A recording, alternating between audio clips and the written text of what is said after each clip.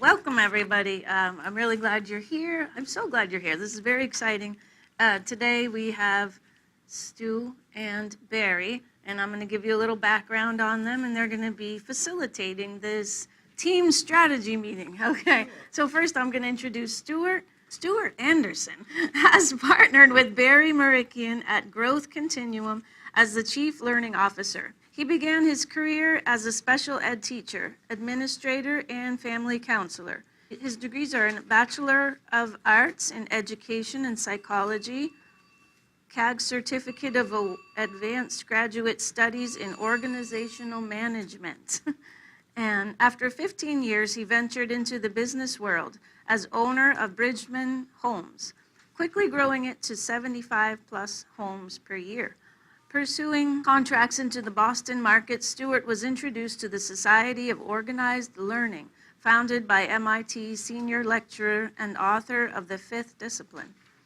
Under Peter's tutelage, Stuart developed a consulting firm, the Stuart Lyle Group. Now retired officially, he maintains a busy schedule, helping companies develop a learning organization culture. Barry Marikian has been involved with business and organizations for his whole career. He has worked for large and small companies and now consults and coaches for small companies in the Northeast. He is an avid fly fisherman and has recently published a book, Growth on the Fly, the 6 core principles necessary for making great business decisions. Barry is a recent new member of the board of this North Central Vermont Recovery Center. And Barry is going to start. So, dimmi se mai fu fatto alcuna cosa. Dimmi se mai fu fatto alcuna cosa. Has anything ever been done? Those are the final words of Leonardo da Vinci as he lay dying in the arms of the French king Vasari in 1519. He proclaimed on his deathbed, I apologize to God and man for having accomplished so little. And most are familiar with Leonardo da Vinci. He was a great artist. He painted The Last Supper, the Mona Lisa. He was an inventor, an engineer. He was a botanist, a biologist, and he made an impact in many, many different areas, astronomy.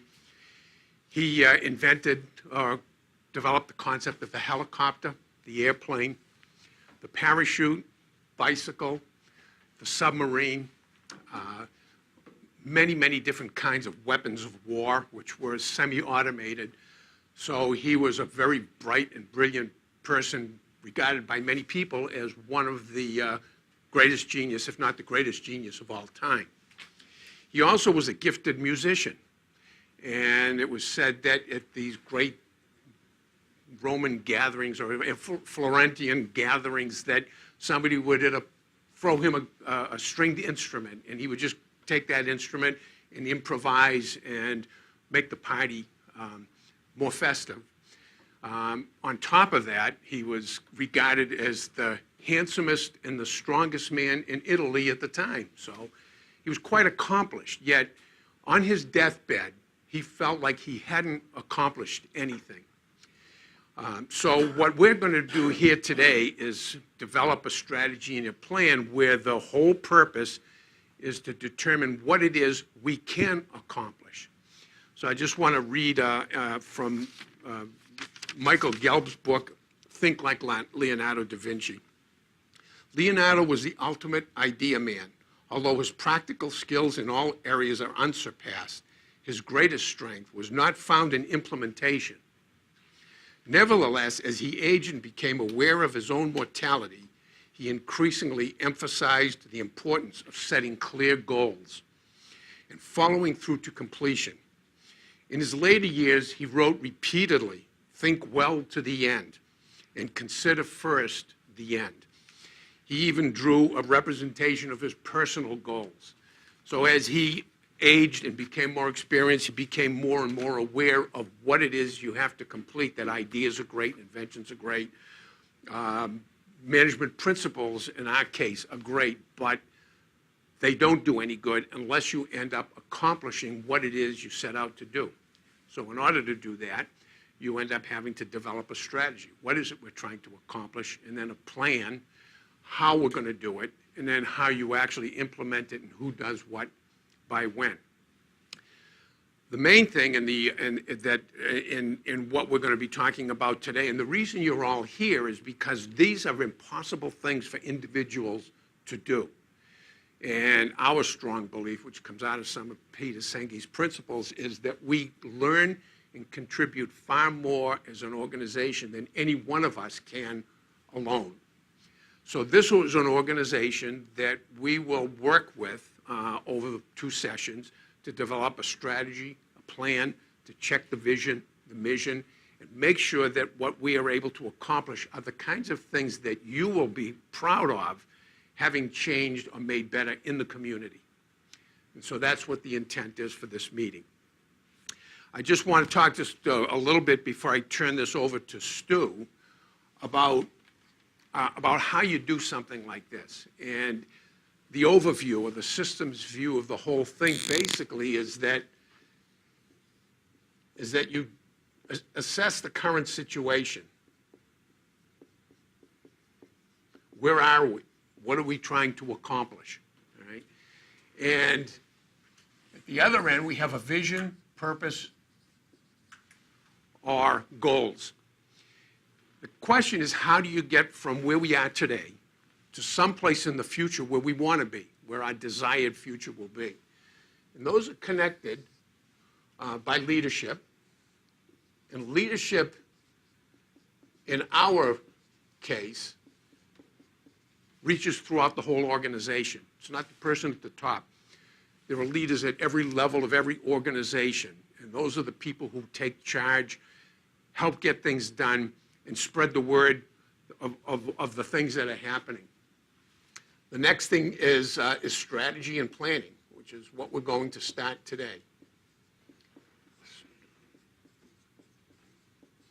And then, of course, once that's done, you need to end up defining people and roles. Who are the people that are going to make this all work? And what are their roles? What are their responsibilities? And then finally is implementation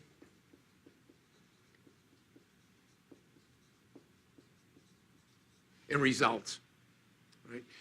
So the objective is take and say, where are we? Where are we trying to get to? People in this room will take responsibility for leadership responsibility. We will develop a strategy and a plan. It'll be simple. It'll be 2 pages when we write it all down. Right? But then the key thing is, who are the people in this room, and who will you spread the word to others in the organization that will allow us to make this plan come true. The key part is the implementation, and that's the hardest part of any business trying to become successful. How do you take the things in priority order that need to be done that will make the organization successful? And who's going to take responsibility, and when will they get it done? And when, by results, we mean measurable and observable results. Not ideas and concepts, but things that you can touch or feel or see. These are the things that we've done to make a difference. So that's what this program is about today. Just a couple of housekeeping things. Would like to have somebody volunteer, maybe with an iPhone or whatever, to be a timekeeper. And on the agenda are the times, because we got started 15 minutes late. We'd like to finish at 2 o'clock to respect all your time. So if we can get somebody to become volunteer. Okay, great. All right. And Michelle, I'm going to give you this. This is a substitute for a gong. If you've ever, I don't know if any of you ever remember the Gong Show back 20, 30 years. Okay. Well, that originally came, how much? 40 years. Wow. So some of you may not know who that was, right? But that originated back, I think, do you remember back in the 30s, there was a thing called Major Beau's Amateur Hour? And I saw some old film clips on it. It was funny because they would have people come up and they would sing, dance, or they do whatever their act was.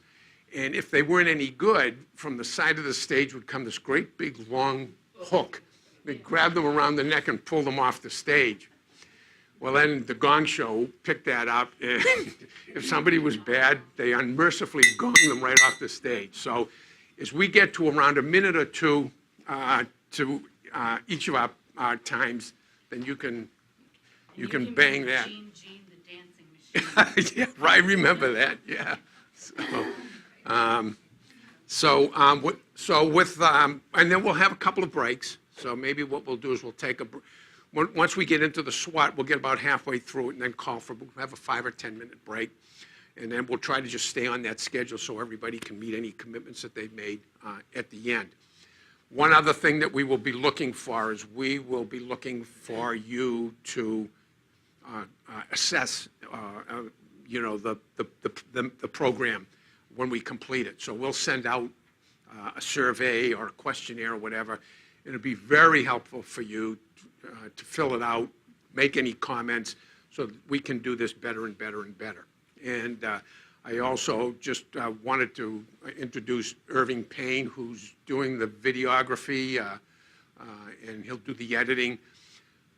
The filming, the information that will be done, will be completed at the end, will be available to the center to use for promotion, for fundraising. We'll use it to work and promote our business. So Irving, thank you very much on very short notice for coming and doing this. So without further ado, and before I get gonged, I want to introduce my partner, Stuart Anderson. Stu and I have been working at this for a long time. Oh, she's got the gong in her hand. Stu, you're on. Hi, everybody. Good morning. Yeah, thanks for coming out. I won't say anything funny about the weather because there's nothing funny about the weather, but I wanted to start by broaching the subject of a learning organization. And the best way to begin that is to just remind everybody and myself to drop the jargon. Just get rid of all those terms because they really don't mean anything. Basically, what we're talking about is an organization where people together are at their best. If you ask them, is this the best you can do? Their answer will consistently be not without more learning, because they know they can't work any better. And they know that by measurements, by assessments, by actually seeing the results of their efforts in observable behavior. My tutoring after teaching all came from MIT, and nothing exists in the real world at MIT unless you can measure it. First thing they talk about when you go there is there is no social engineering here.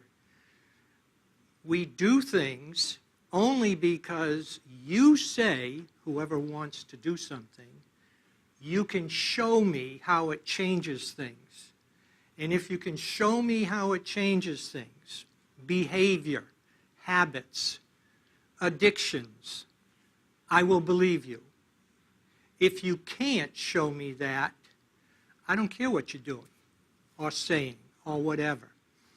So that's the premise we start with, that a learning organization are people together at their best. How do you do that? That's the question. That's where all the work focuses. And it focuses on three things. You need tools, you need a basic commitment to a philosophy, and you need time. So let's start with the tools. There's all kinds of tools, and we're going to introduce 2 or 3 that are the most practical, and they have to do with planning, and we'll get into that in a minute. But before I even begin that part of the introduction, as I said, unless we can measure it, it doesn't count. So we're going to take a survey right now. And I'm going to pass out a very quick little, what have I got? 9 questions here. Maybe you could take the stack and pass it around. And I'm going to ask you to literally take 3 or 4 minutes and answer the questions that are on that sheet. This is the first assessment. I'll give you a little bit of background. It's measuring your ability individually and as a group. By the way, no names on it. You don't need your name. This is something you're going to fill out and we're going to look at collectively. It measures your ability to stick to a plan. That's obviously a key factor. We can come up with a great strategy, and obviously you need a strategy to deliver the service that you're trying to deliver to people who need it desperately. But can you stick to that? And that's what we're going to measure, whether you're able as a group to stick to it or not. So take 2 or 3 minutes. I'll give you exactly 2 minutes. And fill out that by circling the number that best describes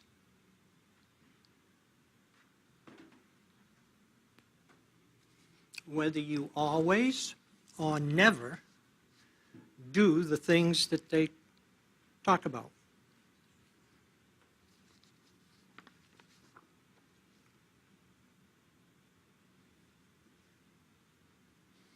If there's a word or a phrase on there that you don't understand,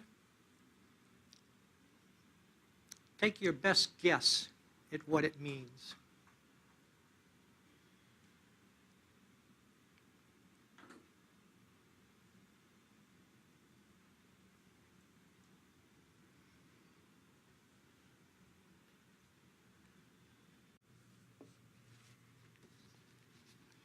Okay. The idea here is to understand the dynamics of this equation. Let's take an example of a company that is totally out of whack. It's in chaos. Nobody's focused. Nobody cares about being there. In fact, they put their time in for a check and they get out of there as quick as they can. And they're not trained very well. So their scores are very low. And I'm going to actually use an example that I will pass out to you at the end, just as a reminder of what we did here. Let's say their focus is a 2, competence is a 4, and passion is a 3. This you work with exponentially. So basically, you're going to multiply these 3 factors. You've also got a strategy that you have to rate. You people at your organization, whether it's formal or informal, have a strategy. I don't know what it is, and it may not be clear in your mind, but there's a strategy. You have people that come to you for help. Somehow they get to you, and then there must be some kind of an intake process, and then they get help. And then maybe there's some kind of evaluation or a follow-up. Whatever it is, rate in your mind that strategy. On a scale of 1 to 10 in your head, okay? Since I don't know anything about it, I'm going to give you a 10. It's a fantastic strategy. But you're going to be applying it to your own situation on your own sheet there. If we do the math, 2 times 4 times 3 added to a strategy of 10, actually let's make this 9, because that's what I have on my sheet. You end up with an adherence factor of 33. That's on a scale of 1 to 3,375. It's a pretty bad level. Now, you say, what? She gonged herself. How do I change this dismal outlook? This suggests that no matter what my strategy is, I'm not going to stick to it. I'm not focused, I have no passion, and I'm totally untrained.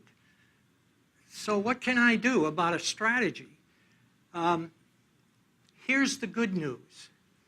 Look at what just a minor increase in these three areas does to that ability to stick to the plan. Let's say we increase this by 1, from a 2 to a 3. 1 here. We give them a little more training. And here we develop a bonus system that gives them just a little more passion about the company. That ends up with an adherence factor of 62. 88% gain in the ability to stick to a plan by just increasing things a little bit, a tiny little bit.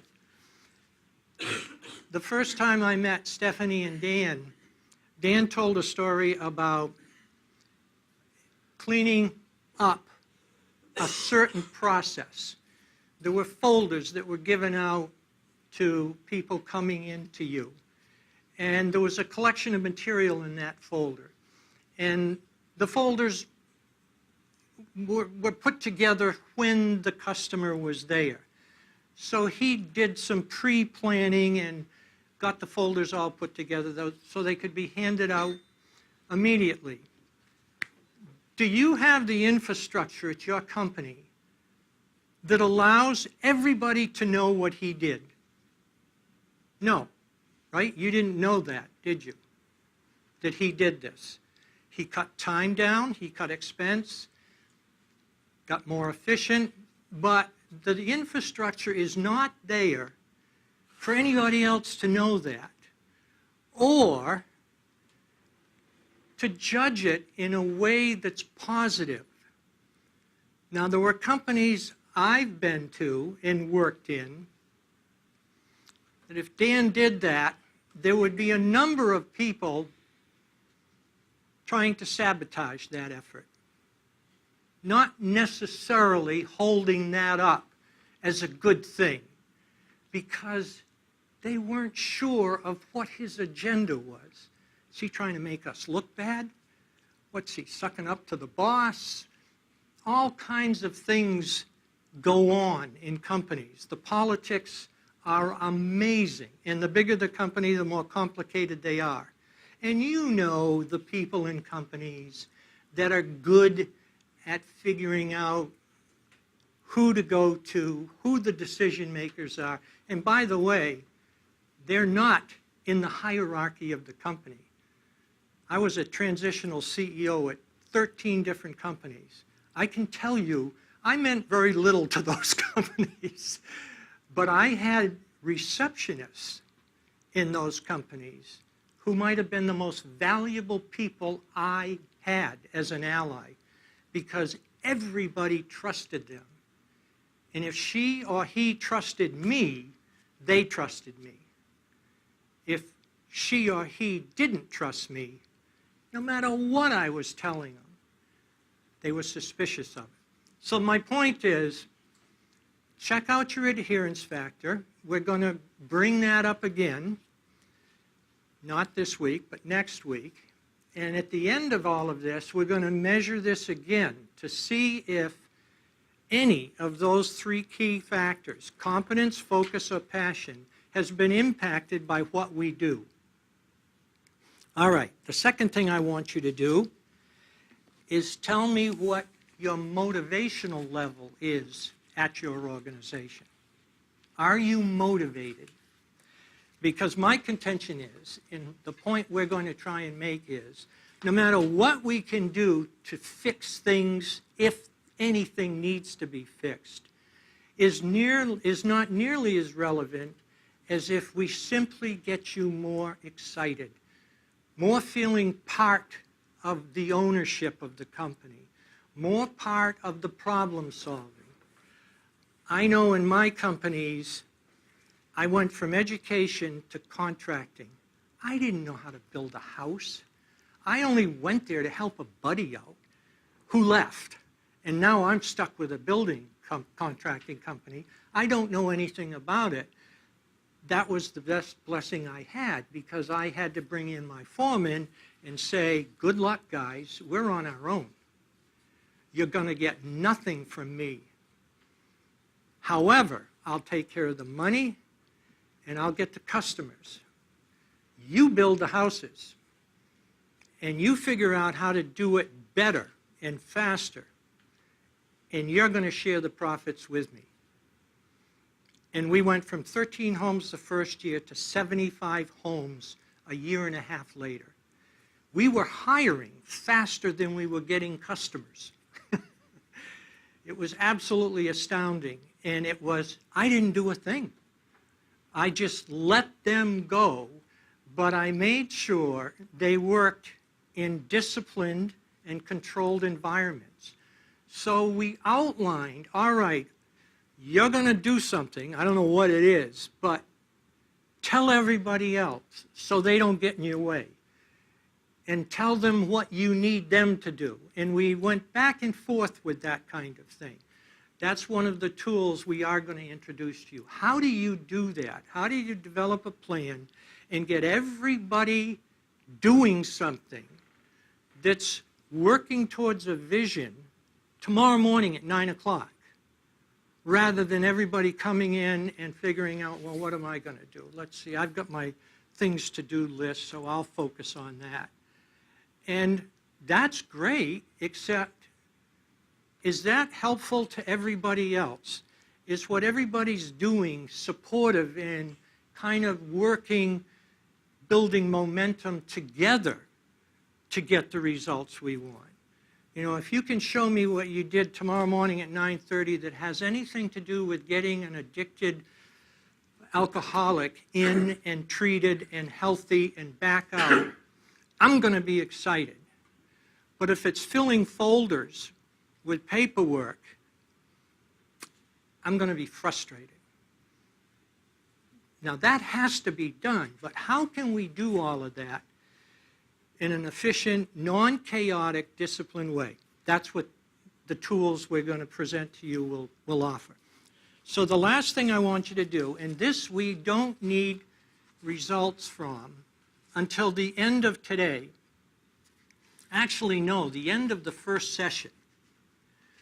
So I'm trying to think how we can cut time here.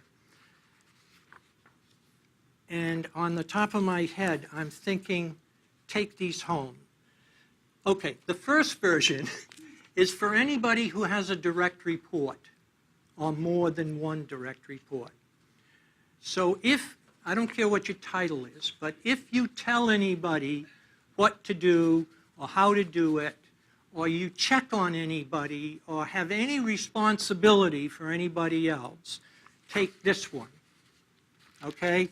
It's titled the manager's version. But trust me, when you get to know me, you will understand that titles mean nothing to me.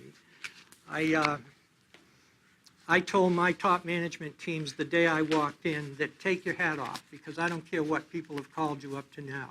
You're in an interview process, and it's going to take a few months to figure out if you're happy where you are and you're doing what you want to do.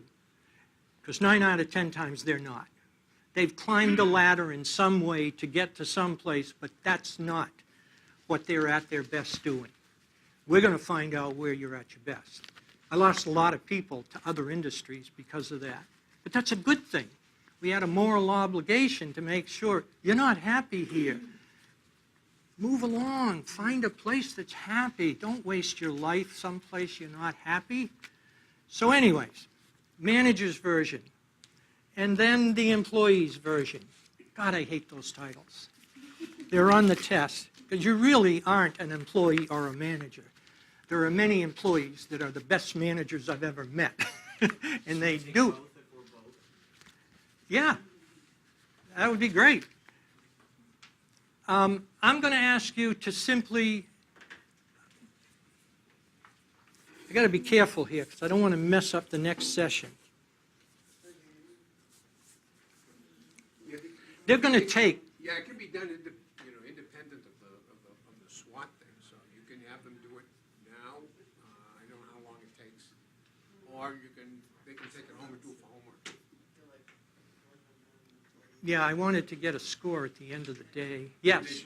I feel like that should make a message for clarity that I think everybody here doesn't realize there's gonna be a part two, unless you put it in your, maybe you It's on the did. agenda. It's on the agenda. Okay, you understand what it means, because we didn't schedule a second one yet, so that's still in the process from this place the man who was in Aha. charge of that was on vacation, so he's supposed to get back to me next week. If it could be one of the next 3 Fridays, not this It's the same one, right? It's one of the next 2, so I'm gonna get back to everybody, just so it's clear. Okay. Okay. At the top of the second page, you'll see either employee version or manager These are version. both the same that we got. These, they look very, Perfect. they're the same. Faster than twice. Oh. Okay. Well, there's 2 piles going around somehow, Yeah, and they're this is both the here. second pile. Got it, But got they're it, the same okay. document. Do these at home then, you're saying? They both say, wait a minute.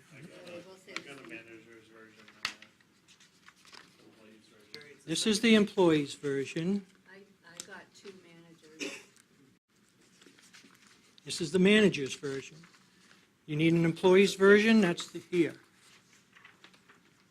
feel like I both. Everybody got the version they wanted?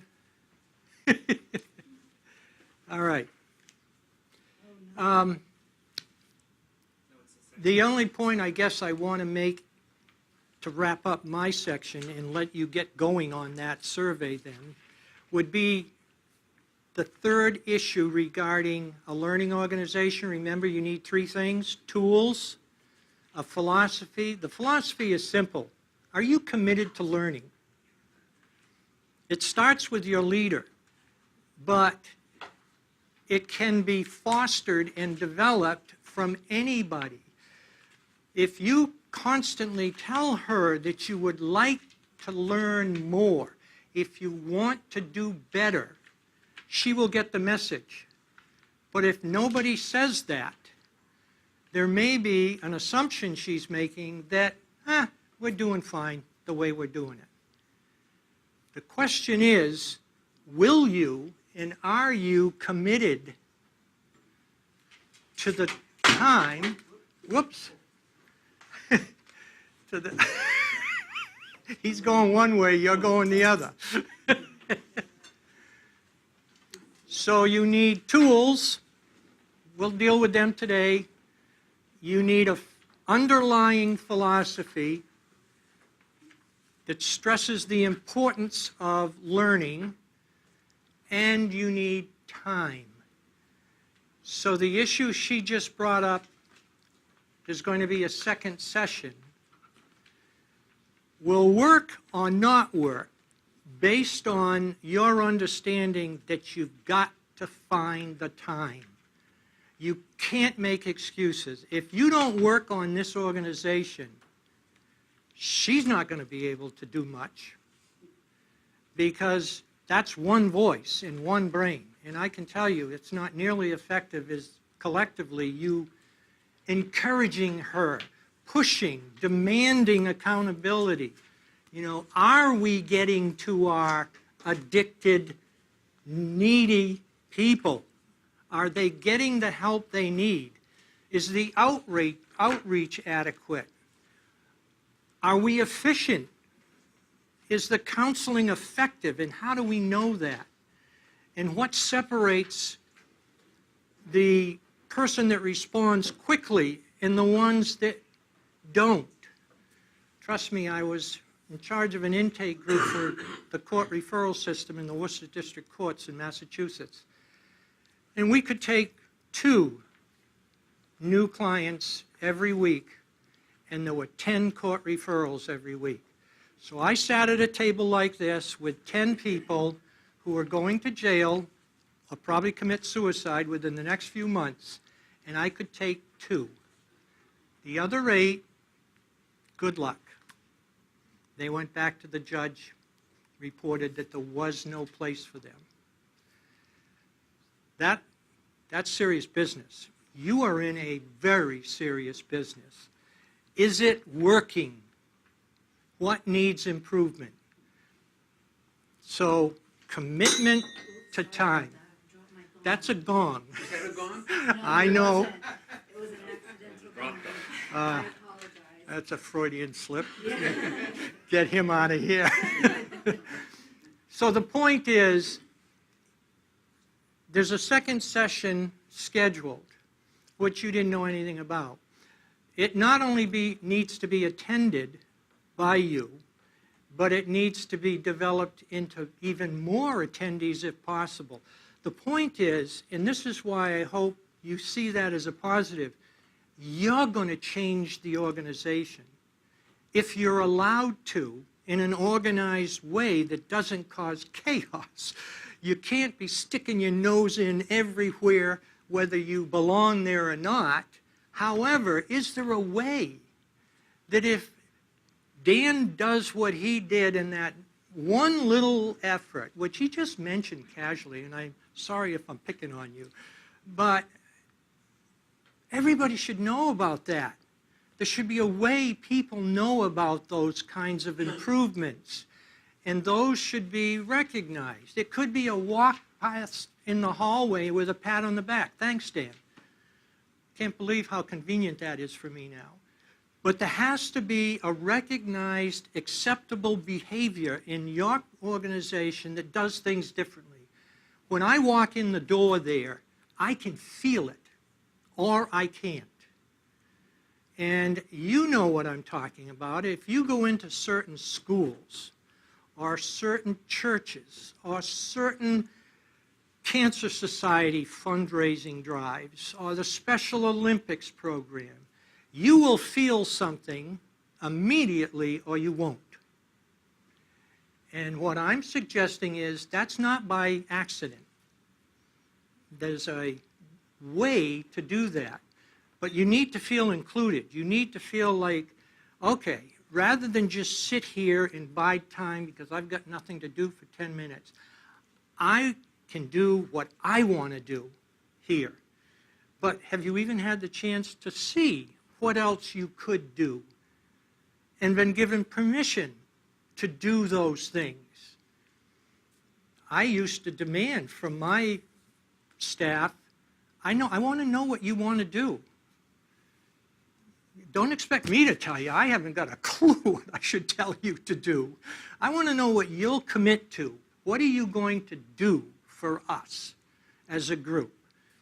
And the second they raise their hand and say something, they're committed in my mind. Now I'm just going to see when am I going to check, and what's going to happen if you don't do it, and what's going to happen if you do. You tell me that. You might say, well, if I do it, could I come in a half an hour late because I want to get my kid on the bus? Sure. Maybe that'll work. How about tickets to the Celtics game? If I do this, this is really big. I can save the money, company money, or I can make things happen faster. That'll save expenses. Is that worth a Celtics ticket? Now I've got something that I know is motivating to you. And I will try as hard as I can to make that part of the plan. But you've got to have consequences, you've got to have a deadline, and you've got to tell me what you're going to do. And if you need to take the time to think about it, let's do that. In fact, let's do it together. Let's toss out a bunch of things we can do. Little things. Clean the office. Do this. Make Harry pick up his lunch pail every day, or get rid of the coffee cup on his desk. Whatever. I'm being facetious, but you get the idea. So we're going to talk about plans. Do the survey. You want them to do it and pass it in today? Or do you want to If you can, if we can find time we can do it. to Yeah. do it before the second session, it would be great. So what I want to do is take your scores, and I will need 10 minutes after you do it, and put you on this curve. It's called a motivational curve. It tells me how your company would be perceived by outsiders, how your organization would be perceived in terms of an engaged and motivated staff. And it's fairly explicit in what it's measuring. So do we have any time now between now and the next? I was going to say, what we could do is take, how long does those take, 10 minutes? Yeah. Okay, let's take a 10-minute break and grab a cup of coffee or a muffin, and we'll reconvene at approximately 10 past 11. And you can fill that out while you're having a coffee. We'll take another break a little bit later, so. Okay? Fair? So, what I wanted to do is just talk a little bit about this next exercise, which is a strengths, weaknesses, opportunities, and threats exercise. And this is something any organization will benefit from. It's been around for a long time. It was developed in the 50s, and it's still being used all the time today. People call it by different names, you know, because of the jargon that Stu talked about. I wish we could come up with a better name for it. But SWOT is something everybody understands. The strengths and weaknesses part of it is more internally focused. What are we good at? What are our strengths? And the weaknesses basically are the things we don't do well, or the things that we want to be able to do better. The opportunities and threats are more outside focused. Who's the competition? You know, who is it that could end up in a business, for instance? Who is it that could end up taking you out of business by coming in with a new product or a new development? The opportunities are where you really have the chance to grow your organization or your business. So we're going to get into that exercise in a few minutes, and that will lay the foundation for setting the strategy for the organization, and then from the strategy we'll develop the plan. But the first, one thing I wanted to cover about organizations again is that organizations can be anything. An organization can be a company, it can be a department within a company. This is an organization. Your family is an organization. So the principles that we apply here can work for anything, any group of people that want to be able to accomplish something and move from one place to another, from the current to where they want to be in the future, is what an organization does to achieve that. So I'm going to take this off now and set the board up.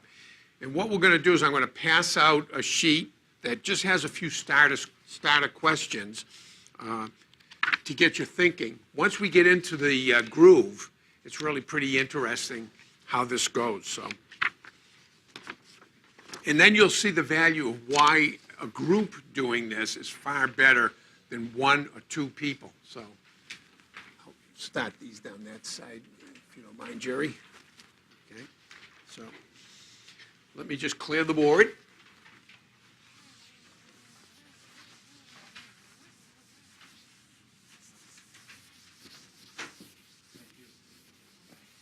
This is where Stu and I stop doing the work and you begin doing the work. So.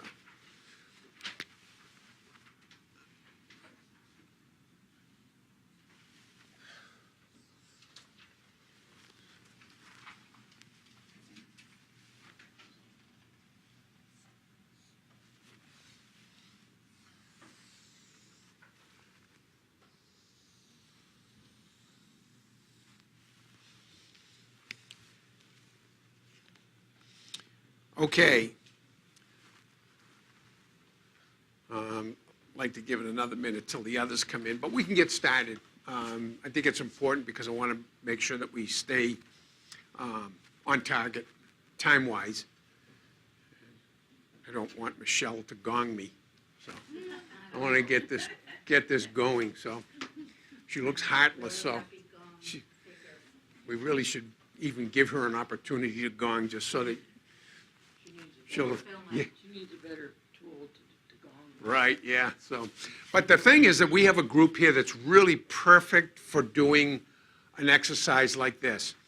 There are people from the board of directors, there are management people, and there are actually people who end up using the services and providing the services, so that we should be able to get a good cross-section of input and ideas that will make up a healthy SWAT. When we do get enough things down here on the board, we're going to rank them.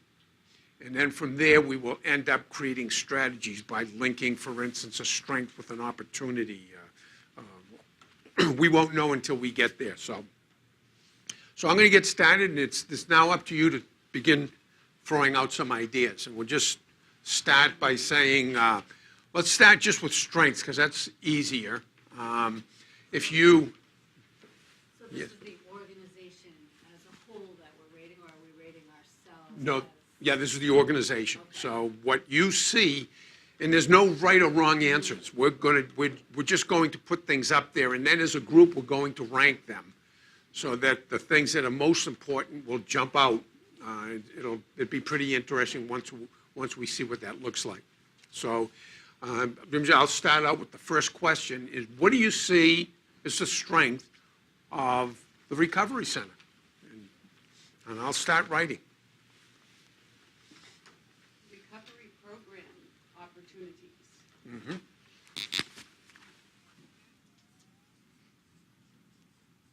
Meaning the different, yes. Yeah.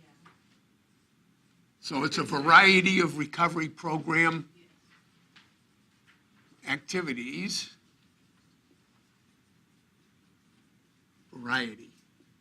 Okay, They're free. they're free.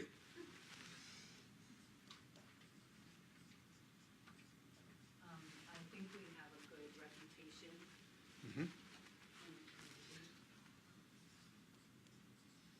If I write down something and you don't, and I don't get it, I haven't done it right, you just please tell me, and I'll change it, okay? And strong partnerships with other Okay. organizations.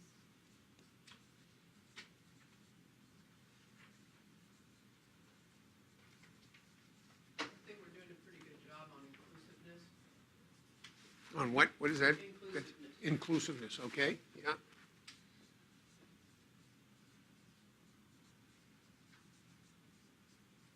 Okay, There's a lot of passion within the organization. Many of us have been in need of help, and it's changed us, so we want to give back by, we want to give back. Right. what we have. so that effectiveness and passion Yeah. makes change. Is that right? That's what that means, okay. And this could be both a strength and a weakness. Right. The peer-to-peer model, Mhm. I think, is a good. So tell me, if you were going to look at that as a weakness, how would you look at it as a weakness? Because, Meaning that there's something we could do to make it better. right, so we could, I think, be clear around the boundaries, Uh-huh. around like board members, and, we were talking about that, like, I was thinking of inviting a board member who's also a recovery coach. Mhm. So, and, when you're peers, you can also be friends, so there could be a bias. Mm-hmm. So be clear around boundaries. Okay. So that we can be less biased around Okay. our work. Okay, so if I write down clarity around boundaries, would that Yes. summarize it? And so that that's something we want to do better. So that's, But overarching that is the power of peer support. And I wouldn't want to do it any other way. right. So what we would want to do is I guess what we're saying is that we want to end up making sure that we can, I guess, I'm trying to think of the word, is implement better. Judgment?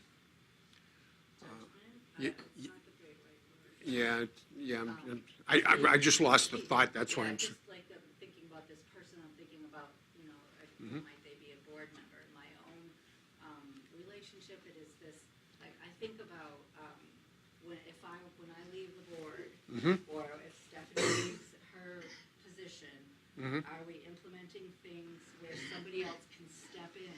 uh-huh, and, okay, You know, and yeah. it's, and is it sustainable? Is it okay. healthy? Is it clear? Yeah. So sustainability of support? Yeah, That- right. Yeah, I thought I could make it, but I'm That's just okay, not I making it. had that I gotta too. go. It's a bad one. It doesn't go away. And I'm not infectious, but I can't stop it. Yeah. Yeah, Take care. yeah, yeah, rest, so, Yeah, thanks for okay, coming. yeah. I So, had that too, it's delicious. yeah, so, okay, all right. Is, I think that it's welcoming, we're welcoming. Mm-hmm, That's not the gong. It's coming. okay. Did you put down the peer supports under strengths too, though? Is that, It's a huge strength, and Would we call it peer support, is it a program, or is it just, it's just peer support? People who work there and volunteer there have come from the place of addiction recovery of some sort. Okay, Could be family members, it could be your own addiction. okay, So it's that you're meeting someone at, some sort of this. okay. Yeah. Yeah, I want to say relevant peer support or Yeah. effective peer support. So if anybody thinks a word, give me an additional word for that, so. I think the physical location of the center is good also. I mean, it's visible. I've had folks tell me, I've driven by here every day for so long, and I keep thinking I should stop in, and, today's the day. And so I've heard anecdotes like that. Certainly, if it was in a bad part of the town, it would be much less likely to be Okay. as open to everyone. Okay. Would you consider overall accessibility or a strength or a weakness? A weakness meaning that something that that we should try to work at improving, so. Location would just be a strength. Say that? Location would just be a strength. Okay, the location we are in now is a strength, okay? All right, On your peer support, what about peer support experience? okay. Okay, yeah, good, that's, yeah, It also indicates compassion, empathy, and understanding, too. That's kind of. right, what that represents, right? And the location, I know I'm jumping around, but it's a really good location for people to get there. And it's also like right once behind another building, so there's that kind of privacy too, where, you're not just standing out, cars driving by. Say like, we're in recovery. Yeah, there's some privacy, but it's great. okay. Under weakness, I would say that we're outgrowing it in size. You're spot on today. Yeah. Killing it. Yes. Yeah, it's not big enough. And the outside is kind of nondescript. Okay,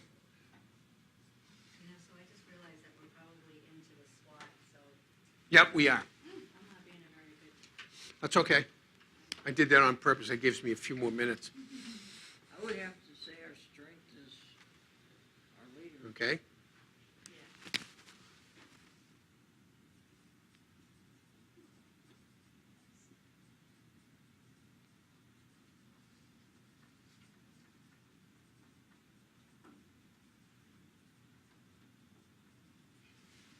So from the board standpoint, is the opportunity to expand the size of the board or the effectiveness of the board? Because we've talked about adding another person or two, or what? I would say right now, with respect to the board, it would be a weakness. Okay. With respect to what, lack, On the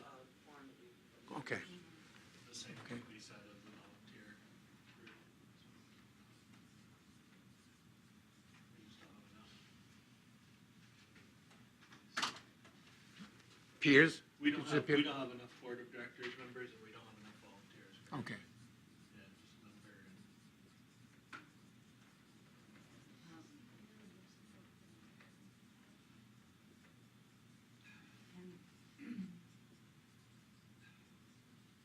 Another that can go under strength, if you're ready for me. I am? And weaknesses is, so funding, people believe in us and what we're doing, our mission, and, they're generously supporting us with funding. Mhm. And, we're over, I think. But then on the other side, let's face it, we're a shoestring nonprofit. Uh-huh, You know, and so, right. you know, we can't just go and buy that huge house with a that- big yard and, you know. Right. so- Yeah, Okay. I would think to your point, our number one threat is funding. Is funding. That's our number one threat, because right now, if the wrong leadership gets in the governor, Mhm. they decide to cut, how much of our funding comes from the state? About 60%. So So we're how do we- always at risk, as long as we're relying. And some of the centers, at least one center doesn't rely on Uh-huh, outside funding. They found a way, they created a foundation. right, And they're on their own. okay. The state money's just gravy. Mm-hmm. Yep, so that is basically a threat. If all of a sudden the economy goes bad, the funding is going to go down. All right, so, financially, is that a strength, weakness? Is there an opportunity to do better? Okay, so an opportunity would be more funding, more donations? I think the opportunity would be related to the sustainability strength. Weakness. The sustainability of support. We have opportunities to, it's being done. Recovery Center did it. So there's an opportunity for us to do it. When I say do it, become self-funding. Okay, There's that, so the opportunity is to become self-funding. exactly. Okay.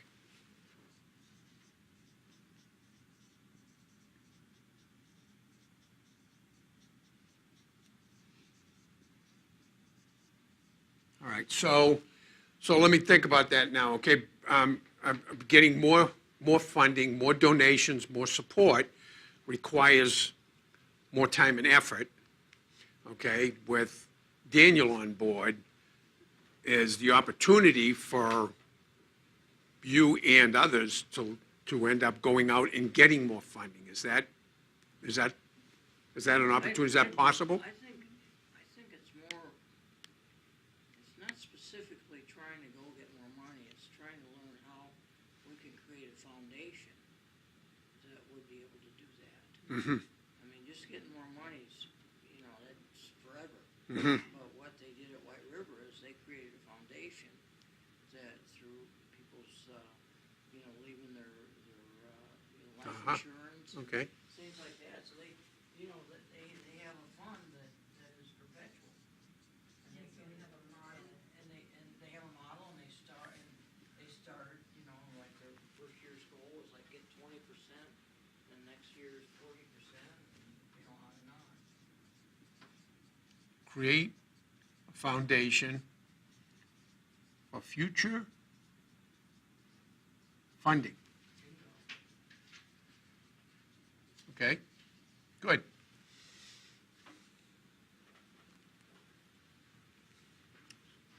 The other thing on the location, and I know you heard what Dan said not in the script, but it would be nice to have on our property where we could have meetings outside Uh-huh, in the summer. okay, Other than that, we're the old picnic bench. mm-hmm, So I know that would Okay. be a weakness is the landscape is not conducive outside Yeah. meetings. okay. So lack of meeting, is actually a general lack of meeting space inside and out, isn't it?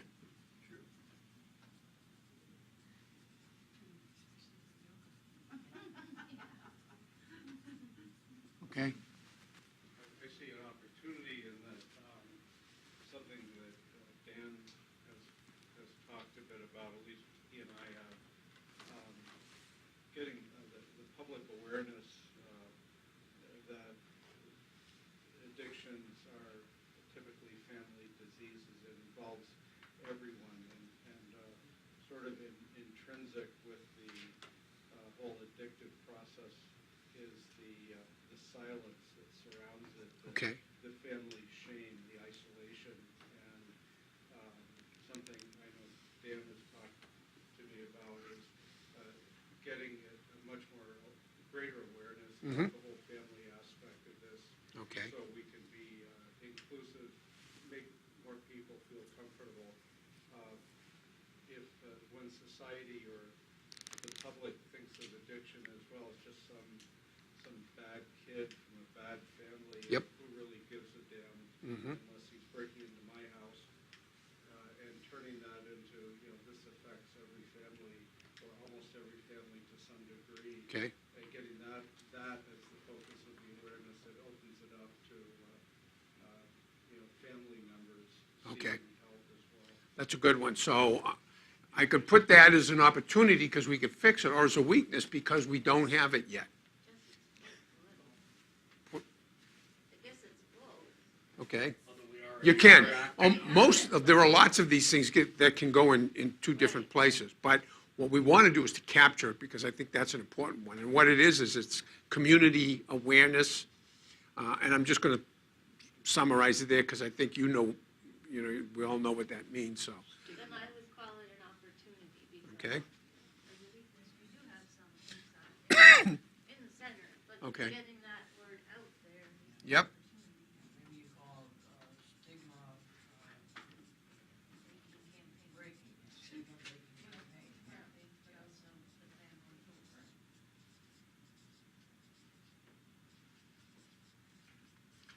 When I'm up writing on the board like this in big letters and everything, I make more spelling errors than I do when I'm just sitting down writing. So if you see anything, just holler up. But yeah, that was a good one, Keith. That's so I want to make sure I've just captured it because we're going to come back to some of these. But it's increasing community awareness. We can define what that is of the center of addictions, whatever it is. So, but I agree. I think the more people that know about this, the more they're going to understand and appreciate it, and from there you'll get more. There'll be more support, probably in many ways. So, Under weakness, I would put lack of metrics. okay. Are you talking about basically center metrics or individual people? I'm talking about any measurements that would affect how we do business at the center. That could be what is saving one person equal to in dollars? What is how's our volunteer, whatever program we have. Okay, to measure effectiveness? Yeah, how are we Yeah, measuring okay. it? We've got some averages, but we really have a great, and that Yep. would be also an opportunity. And again, that goes back to the idea of funding is if we're able to if we have the data, exactly, if we can say, look, you give us $10,000, here's what it's gonna equal to savings in Laurel County. Right. Okay. I'm not sure how you wanna say that. How about if I put linking? Linking, I'm going to call it center activity to return on investment. I'd like to use the term, results-based, accounting, but that's, I can't do that.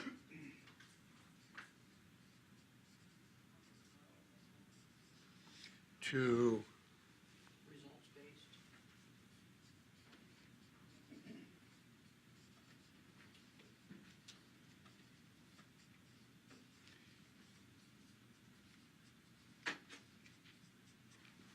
And that also is a threat that we don't have that. yes, exactly.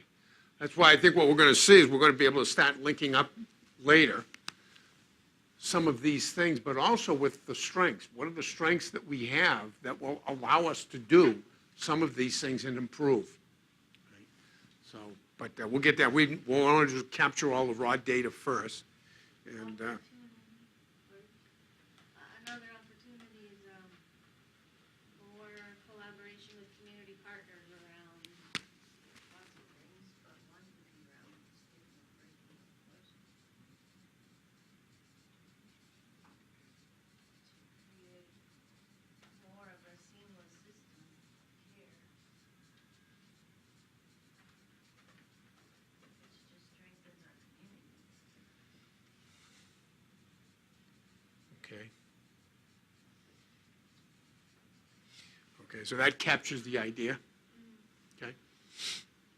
This is a positive thinking group.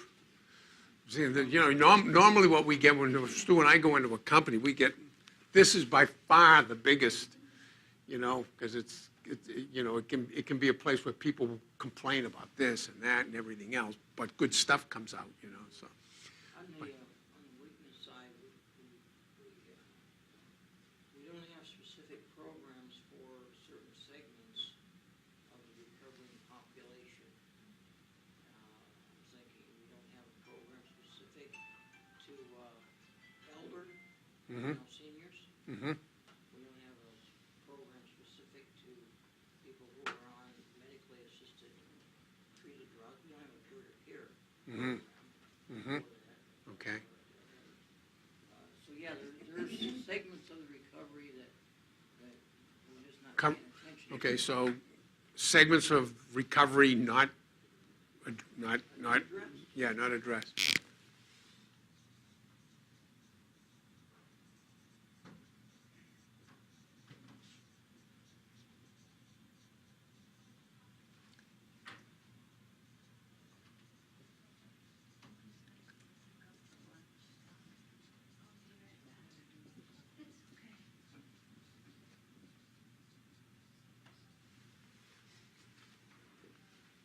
Okay, We don't have enough employees.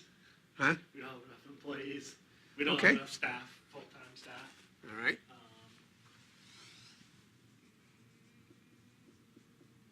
What's your retention like?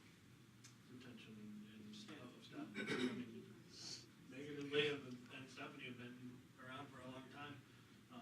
But yeah, so retention is good, and dedication and passion and in every regard. Our employees are incredibly committed, but there's a lot that we're all stretched incredibly And thin. that goes back to the threat.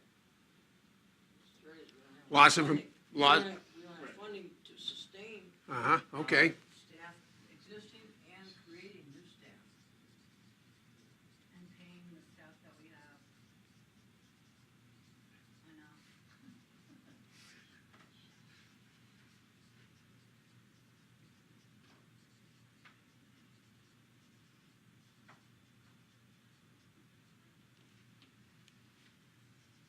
So then we're at risk of losing good staff for better paying jobs. However, everybody has passion, so we're lucky. Okay, so, yep, so we have passion here, but we don't, compassion, but passion of staff and members, right?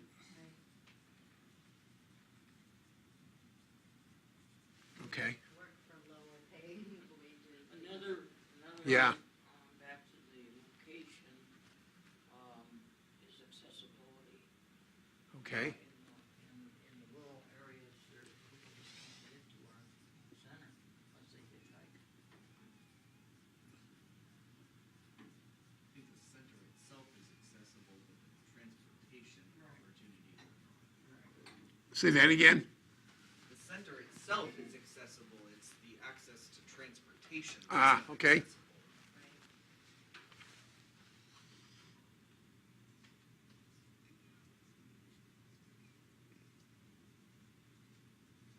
Okay, good, that's a good clarification, so. Okay, I don't know where you would put it, but more along with transportation. that's not in our model. Okay, a weakness, we're just talking recovery in Lamoille County, Right. is having a halfway house or some Okay. recovery home or some place that when people get out of treatment or prison or wherever, they have a safe home to go to.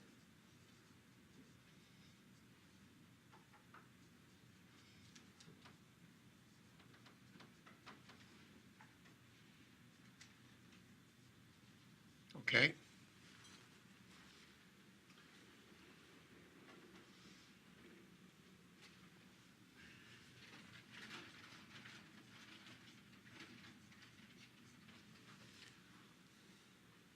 I think another weakness from my perspective as a volunteer is, you know, we have volunteer meetings monthly. Mm-hmm. What we talk about and what happens at those meetings ends when the meeting's over. We don't have any takeaways, we don't have any follow-up, we don't have anything, you know. We'll take care of that. So you basically, what you want to do is establish a stronger program. Yeah, called a takeaway program for the volunteers, whatever Okay. you want to call it. But we have great meetings, I mean, no, they're great, but, you know, Yeah. as you guys know, meetings don't mean nothing.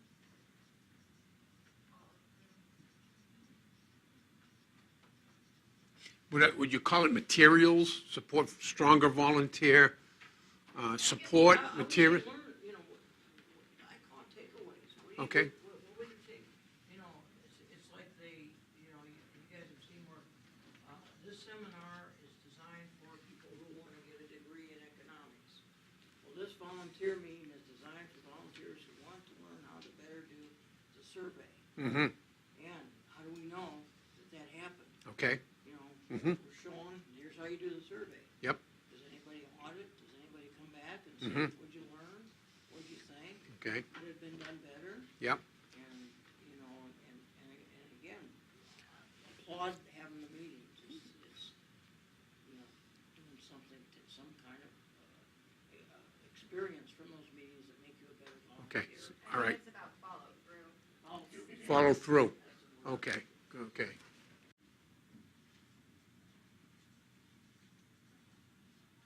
That's a good one. Because without that, you know, things don't get finished. You know, they just keep going on and on and on, and so the effectiveness of any of those programs just never comes to bear.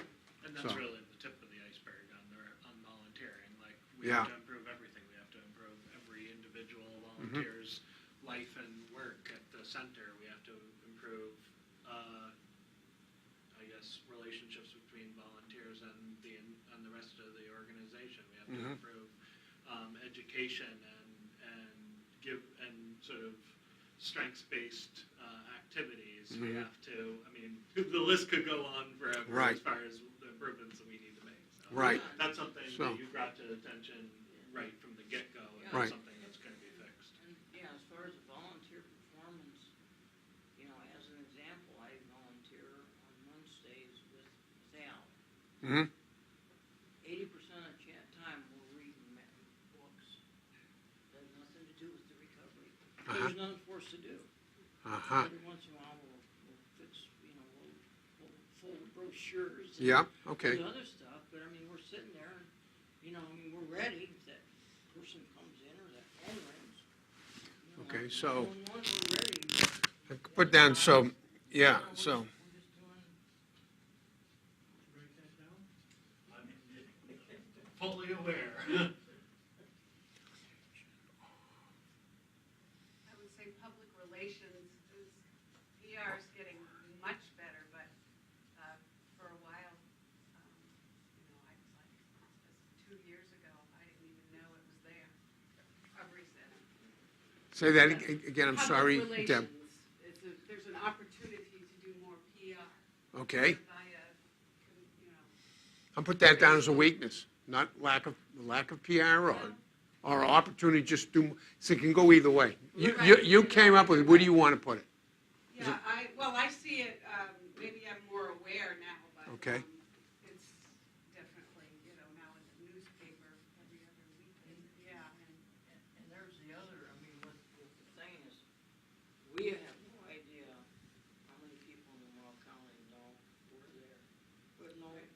exposure. So my meeting that I go to on Saturday at a church, most of them had no idea about all these opportunities. And so it was word of mouth, like announcements. Oh, by the way, over across town, they're having acu-detox, they're having yoga, Yep. they're having all this. We almost need to treat it as a marketing, opportunity where we can say, if we could, we know that 10% of Lamoille County knows who we are. We're gonna spend $50,000 on advertising, and our goal is to have 20% know who we are. Something along those lines. May I add something? Yep. I know I'm not part of the group, but about public service announcements. Exactly. Say that, was that, was again, Yes, Irving? Public service announcements. I'm sorry, I didn't hear. Public service announcements. Okay. Opportunity. Okay.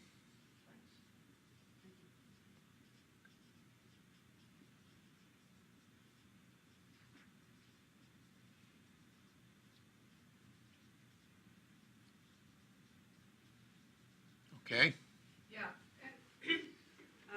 I'm gonna- Positive, like my son moved in to somewhere near the recovery center, and his neighbor, the first day he moved in, 3 years ago, said, make sure you keep your doors locked all the time because the recovery center's right behind you. Uh-huh. It's like, geez. Yeah, right, yeah, so, okay. So a lot of that is captured in, this is really not marketing, it's, marketing and publicity. It's exposure, making the community aware. So there's a theme through all of this that says that we provide really, really good services, which we can keep improving as we go along, but not enough people know about them.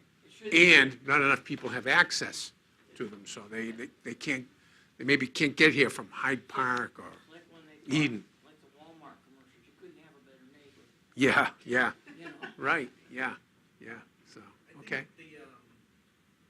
If we're gonna talk about the community's perception of it, I think the opportunity is to make it a lot clearer what we do. Mm-hmm, Because if that is their perception, they have no idea what we do. But I know that that's not just a, surrounding area kind of concern, like, oh no, our neighbor is the recovery center. Right. There's also people who are coming in who, tell me when they think that they're signing up for a counselor, that, then I have to explain to them what recovery coaching is, and that we Right. don't do any counseling, and we don't do treatment, we Right. don't pass out maintenance medication, Mhm. all of that stuff. We don't do drug testing. Right. Yeah. This thing that I read off every single time that I do an intake into the coaching program is basically a list of what we don't do. Right. Here's what we do, yep, and but I Okay. think that's really unclear to yeah, the community what we are and what we aren't, because then there's treatment associates right down the Right. road, and they say, well, isn't that the same thing? yep, And that's why we're there too. That's right. Because it's not the same thing. does clarity of purpose capture that, Liam? Yeah. Add words or change whatever, because I think it's a good one. Well, It's you an, wanna, yeah, I don't, you'd wanna say both clarity and both the expansion of that clarity throughout the community. clarity of purpose throughout the community? Yeah, throughout the community. Those that know us know what we do, and there's the ones that don't know us that have no idea. Okay, Right, I see a lot of the same people coming in to either use the computer or, to get some bread or something like that, but, like, there are people that, wow, if they're having a craving or something and they just need to get out of their house for an hour, just sit in the recovery center. yeah, right, Or, with other. Yep. or Okay. other okay, passionate yeah, people. yep, okay.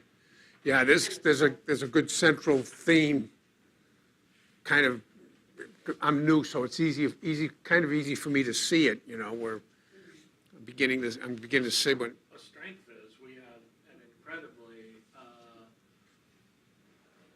we have a group of regulars, a consistent number of people Okay. weakness or really our opportunity is to bring more people in and connect. Okay. Like all the recovery centers are plagued by having a much older population and a young population, but not a whole lot in between that support each other. Okay. In your world. Right. So what we're talking about is it more exposure to people who can use, who could take advantage of the I mean, center? This feeds right back into the We're other gonna have to start. matters of outreach that we were talking Yeah. about. Letting people know what we do and what we offer. That's also a threat. If they don't know what we do, we're not gonna get more money.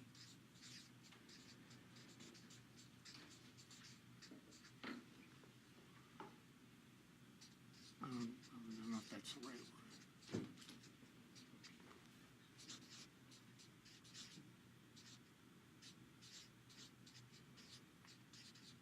Okay. So what I wrote down was more exposure to potential people who could benefit. Okay?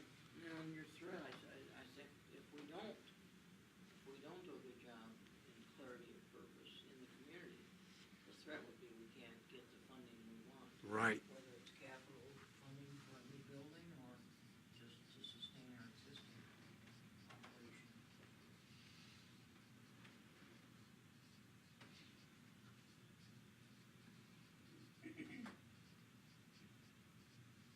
And that goes back to the trying to break the stigma down. Overall.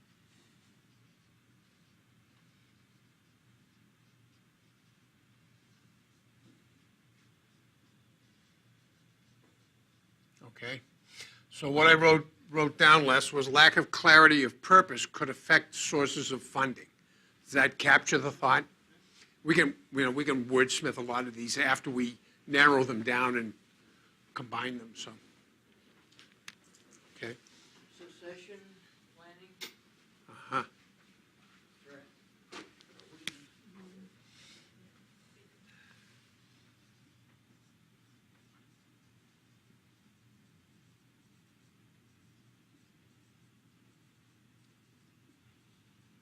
Okay.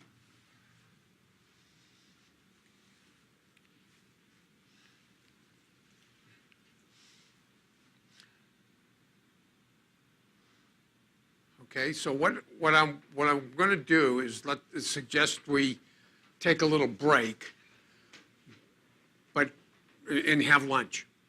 And after we do that, or during lunch, is to look these over, because what I'm going to do is I'm going to ask you to come up and rank these things each individually. So, everybody will take a colored marker and we'll mark, in each of these boxes, 1, 2, 3, 4. So what we want to be able to do is we can combine some things and we'll have the most relevant material to deal with in helping to turn this list into some strategies and plans.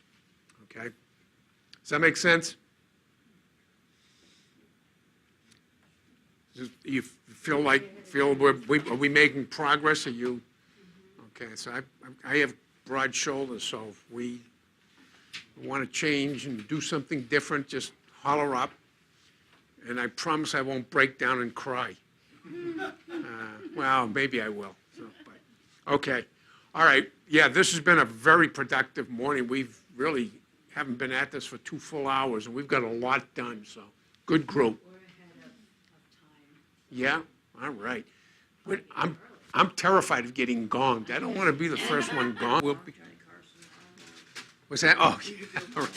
Yeah, I'd love to be able to do it and be as funny as him. Talk about your first trout trip. Oh, yeah, right. Yeah, that's right. Yeah, yeah. Yeah, I had some great adventures fly fishing, so that's one thing good about it, is you generate a lot of good stories. When you get together, every time we all get together and we talk about fishing, the fish get a little bit bigger. Oh, yeah. The quantities get a little bit higher, so. Yeah, right. Yeah. Yeah, did you ever hear about the one-armed man that said said to one-armed man, he said, well, how big was the fish you caught? He said, oh, it was big. Well, how big? He said, oh, about this big. So, okay, enough of that silliness. Let's get back to work. So, what we've accomplished a lot of things this morning. Now we have to take and boil this down into something that we can work with. All right, and An hour, yep, I'm thinking as a timekeeper. yep. Is that what's on the thing is an hour I have for this section? I think so. Yeah, the balance. Okay, good. All righty. So what I want to do is I will circle what you tell me to circle.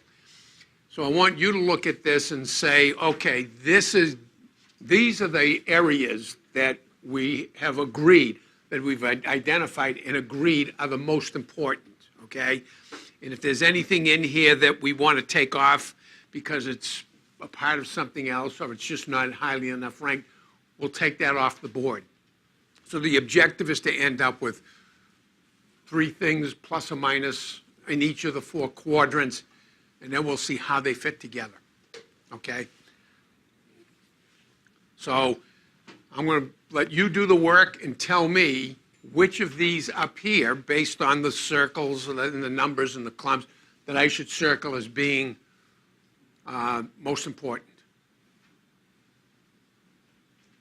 So I'll give you one. I'll give you a hint. I'll get you started. This one, obviously, because on this list there's a lot of numbers there, and on this one there's like 4 ones. So, okay. Yeah, definitely a lot of clusters and unanimity on at least, maybe not ranking, but at least what is among the top 3 or 4. Mm-hmm. Well, on strengths, you can do recovery program activities. Okay. And then I would say you can cluster welcoming peer support experience. Let me do it. Let me do it this way. Okay. What was the next one? Just cluster welcoming peer support experience, compassion, support, empathy, that whole bottom. This right here. Yeah, it's pretty much It's all the same. pretty relative. Okay. Yeah, that's fine. Okay. So what we'll do later is we'll come up with one. I actually think the organizational passion can be separated into itself. Okay. Just the bottom 3 there. You made that clear, he just wasn't listening. Right. I've been accused of that before. But that is another one, organizational passion. Okay. All right.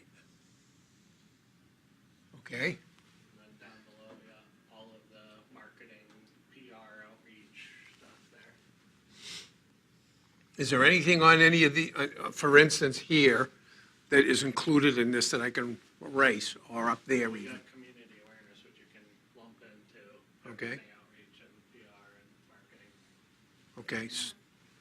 So, Those are basically, if Okay. we're doing a good job of marketing and PR, we can add in community awareness. okay. So add it to this or keep it? Yes. keep Okay. it into that.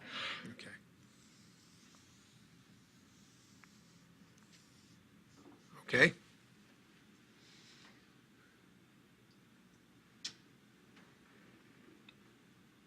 All right, so we've got 3 main categories here, and we've got 2 here.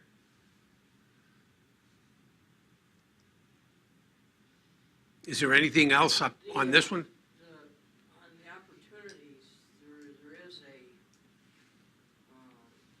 relationship between becoming self-funding and linking center effectiveness to results-based accounting. I mean, to become self-funding, Mm-hmm. we almost have to have some sort of Okay, financial, measurable effectiveness of the center. okay. We ask somebody for $100,000, they're gonna say, what do I get? Mm-hmm. You can't say you're gonna get a parking lot full of cars. Yep.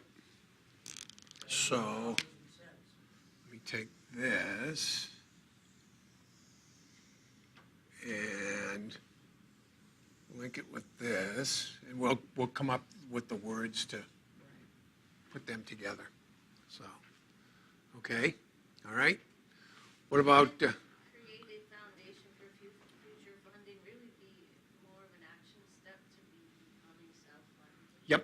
that can end up being, because that actually we could turn into a goal that was measurable and observable. I mean, a lot of these can cross over, but what we'll do is create a strategy statement for each of these major categories, and then, well, after we link them. So my feelings, will probably end up with 3 or 4, maybe even 5 key strategic initiatives under which a lot of these things will fall as Flip tactics. side, the opportunity on the self-funding, measurable effectiveness is the lack of metrics, gauge effectiveness. Right. And the weakness. Just look, where are we looking? Well, It's it's a, got all the 4s next to it on the weakness, lack Ah. of metrics. okay, all right. So that's what we're talking about. Yep. We're talking about metrics. Yeah, so that relates a lot to this, so. Okay, so let me just do this. Okay. What else is there up here that we should, I mean, we've got 3 1s up here, right? So we. We need to clarify that, because I'm not sure what that Sustainability of means. support, number of members, volunteers, and staff, that's all kind of linked to each other. Sustainability of support, the top one, and anything related to personnel is linked to each other. So links with these 2, you want to link it with this one, rather? Yep, and with succession planning, I mean, all of that is Okay. essentially the same, you know, parts of,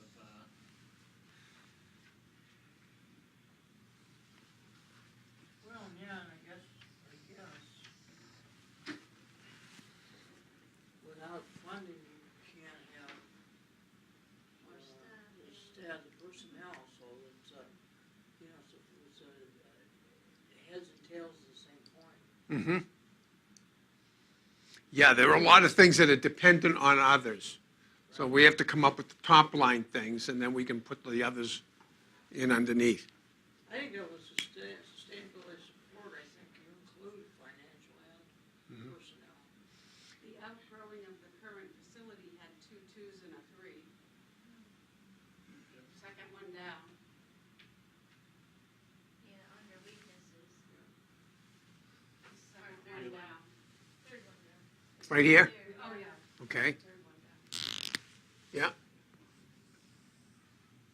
Okay.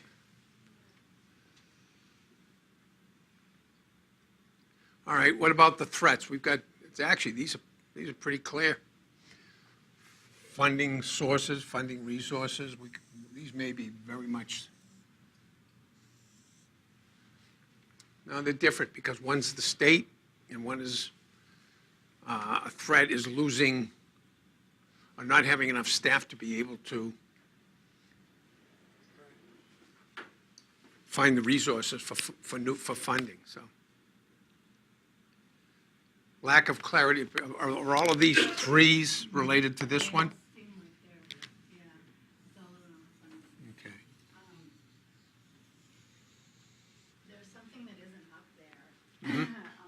Because there's funding is huge, I would say, that's number one. But also that succession planning, Mhm. I think is really big, and I didn't think of it. That if something were to happen, like to Stephanie, Yeah, that's what we talked about. you know what I mean? It is Like, up there. or if you, Under not, weakness. yeah, it's a weakness, but I think it could be, Also a threat, it's a right? threat. Oh, absolutely, yeah. Because I'm talking, you know, I'm thinking like sustainability and, you know, the people that run Right. the organization, the woman/man power. Wasn't, Human resource. Yeah.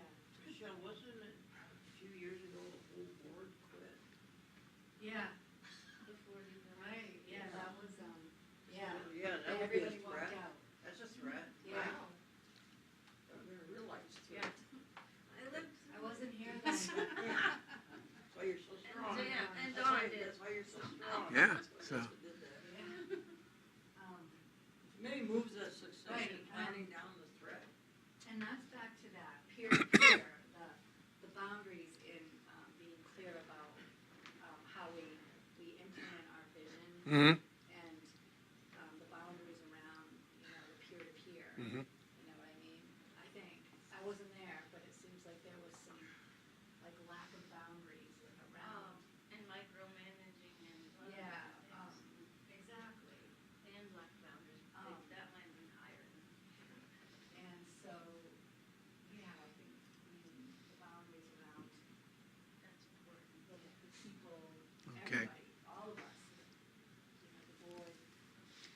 right, so, and here. okay, Does that make sense? yep, Okay. yep. And Irving, you captured this whole board. Okay, so what we can do is if you can email that to probably Stephanie and Dan and myself anyway. If you, we'll give you your email address. Yeah, I'm going to take a latter picture of it before. Okay. This and stuff on. Good, okay. Because what I want to do now, in order to give us some workspace, is take the things off that we don't have circles on, but we still have them on the note, okay? Is that all right? Let me do that right now, then. Okay.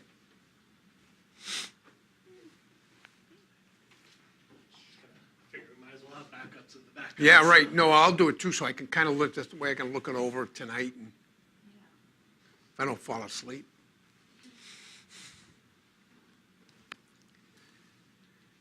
While we're doing that, why did the board quit? I was going to ask that question, too. I was wondering. It was quite a story. It was two different things going on, and one was a big breaking up of some sorts with community, with our community health organization, which is Cheslov. So they, what did they call it? You're a preferred provider in this area. I don't know how to explain, but there are a bunch of doctors' offices and dental, and they're all under one umbrella. And we were trying to create an MOU with them, and it was really upper top management thing. And in creating that, we were trying to separate the kind of roles that a recovery center has and they have.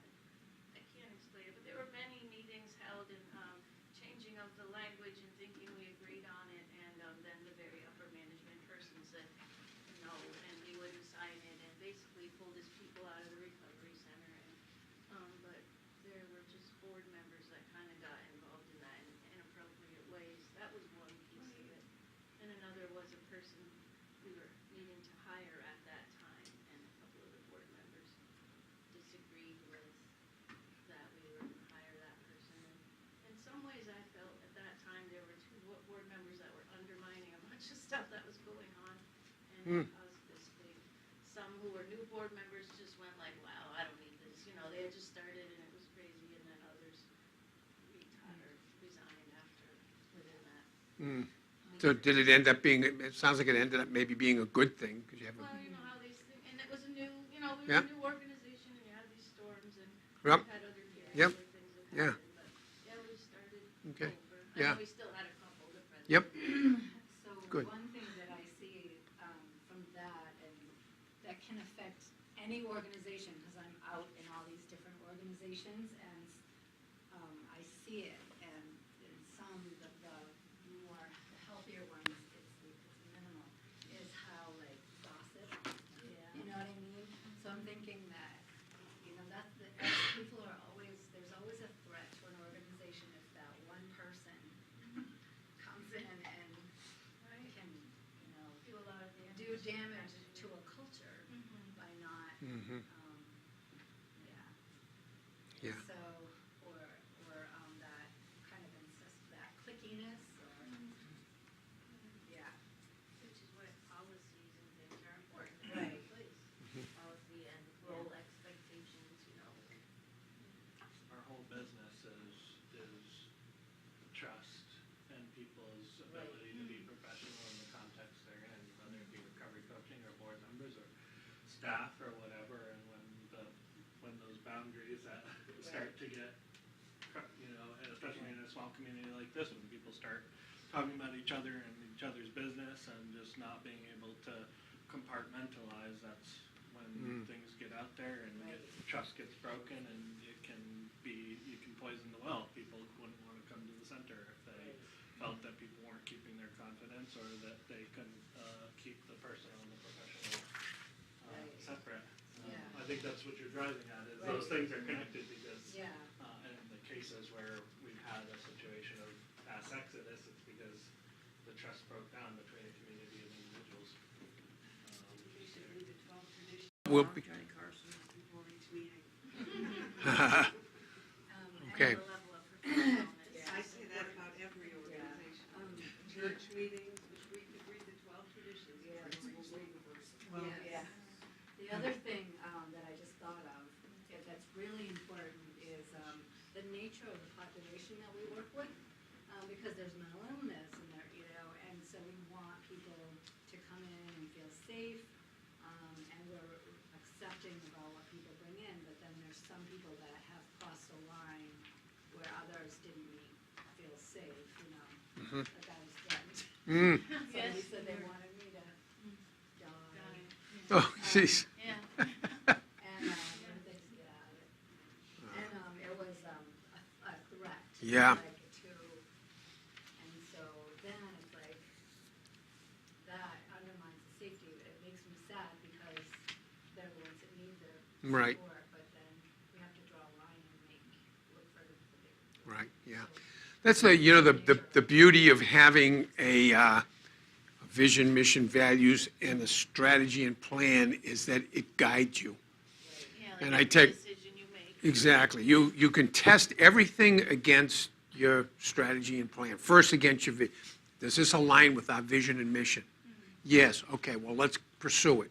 Is it in our plan, is it in our strategy, is it within our ability to be able to make something happen? No, it isn't because we can do the, okay, so let's put that aside then. Okay, so you can make good decisions based on a good strategy and plan because it's consistent. And the way I look at it is that the strategy and the plan is like a GPS, and the vision, a purpose, is like the North Star. Okay, so if there's clarity around that vision, then the GPS or the strategy and the plan as the GPS will help you get there. It's never going to go like this, but will go like this. You know, I always think about how many times I've been involved with things where we're trying to go here and we get off track and we just keep going off track because we have nothing to check it against. Now all of a sudden your course correction is huge, right? So if we have a good plan, something that is not complicated, it shouldn't be complicated, then we'll end up providing direction every day to everybody in the organization, and everybody can make better informed, lower risk decisions because we have a guide. You know, we have something to help us do that. So, okay, all right. So what I'm going to do is, because we're making pretty good time, may even get done early. I don't know.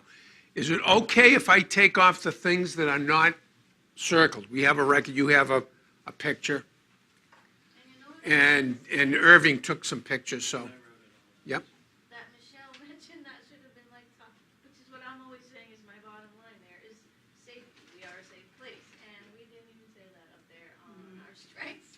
We can add that to I mean, that's it's always welcoming looking and at it. safe, just say that. Okay. Yep. Good. Good idea. You know, we're a public organization and we deal with people who are addicted and have whatever they have. Always working to solve and figure out ways to keep it a safe place Yeah. for them and within the Right. they are within. But sometimes one is.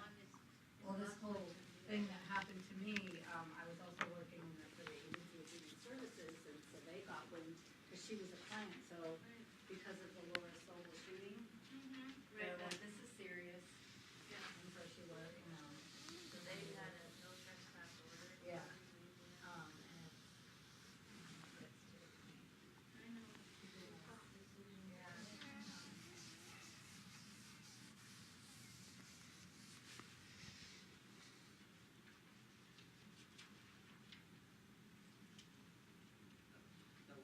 Oh. decision.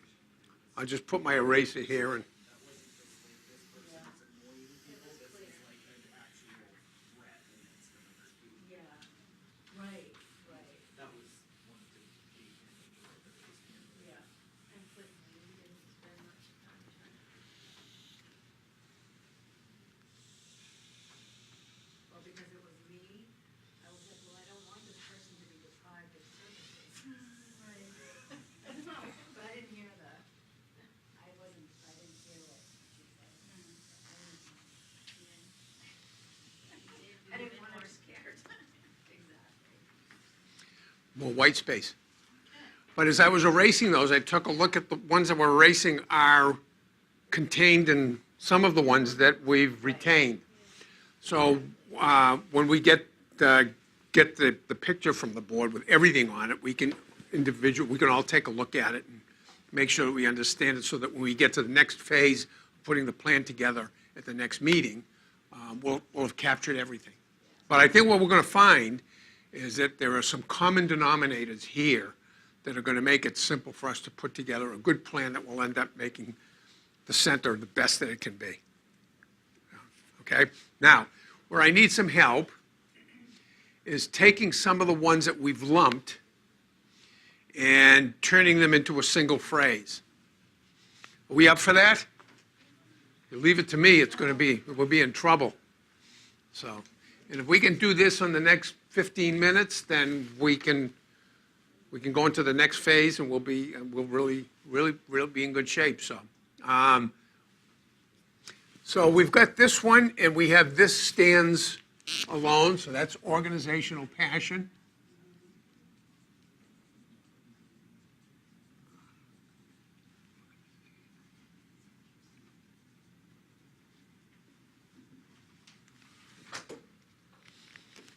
Okay. Okay, and this up here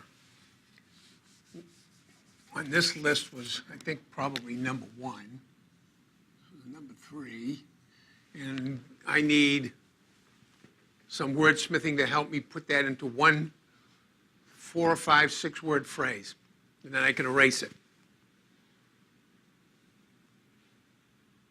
Encapsulating the bottom one there. The 3 of these, I lumped these 3 together because that was what was suggested. Can break them out if you want again. So. Yeah, well, I'd say an environment that's safe, welcoming, and hopeful. Okay. Through peer support. Okay. Good. So give me the words again, and I'll add Deb's part. So, can you remember the words? Environment that is safe. A safe, welcoming environment. Yeah, let me do it that way. Okay, safe, welcoming, safe, welcoming,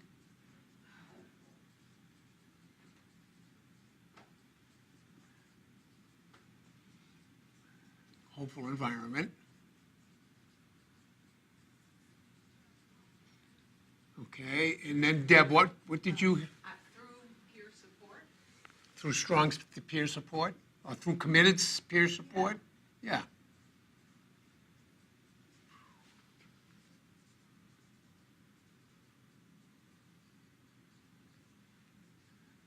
I think a word that Stu and I like to use is motivated and engaged, and that's what this is.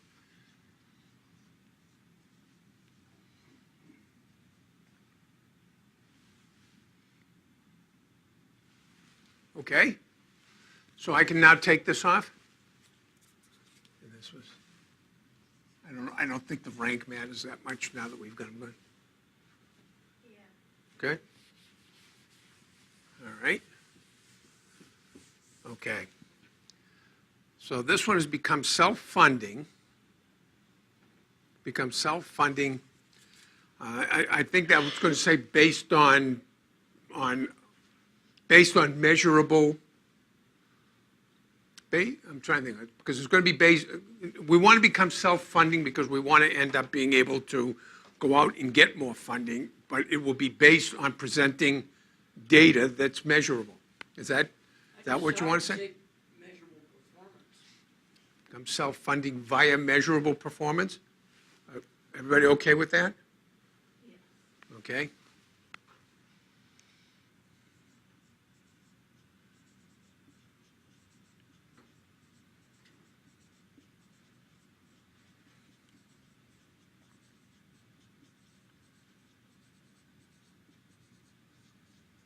Okay, so I can take this one off then.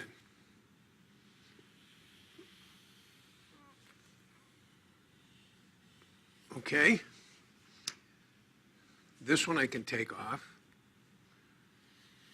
That'll come out when we get into how we're going to improve funding. Okay? And this one is kind of weaves throughout a lot of things that I've seen up here today. Is basically how do we market who we are? How do we let the community know who we are? How do we let people who can provide funding know who we are, et cetera, right? And how Yeah, right, how do we measure it? Right, yeah, because marketing is interesting. It used to be an art. Now it's more science than it is art. You know, you provide a marketing plan, and then you go out and you measure how effective it is. You know, so, you know, do you have Google Analytics at the center? No? Okay, yeah, if you get Google Analytics, you can test every press release, everything is, because what'll happen is that if you send out a press release or something that captures the imagination, you'll see a blip. Okay, I don't know how effective it'll be yet, but you can measure. Why not just boil that down to, create a marketing plan? Yeah, good, I like it.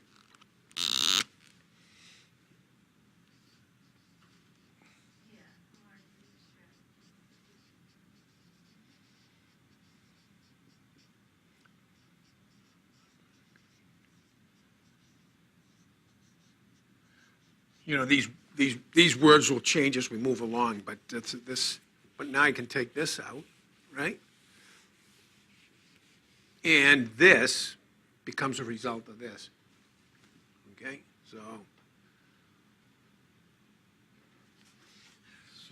but I'm going to leave that up there because it had so many marks around it. So I'll leave that individual for now. All right? All right, let's Or you take, could say create a marketing plan that increases community awareness. good.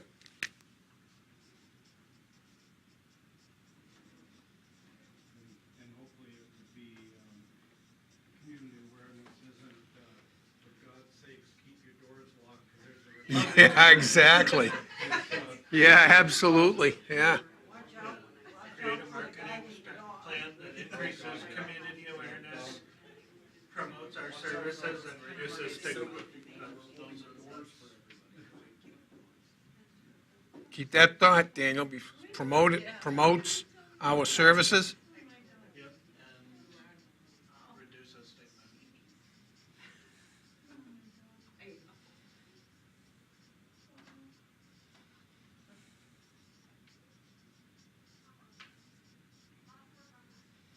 And reduces stigma. Okay, good. Man, this is a good group. This is a good group. We're making some headway here. We can raise them, right? This one up here.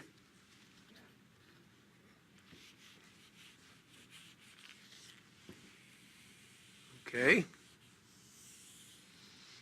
All right. Over here.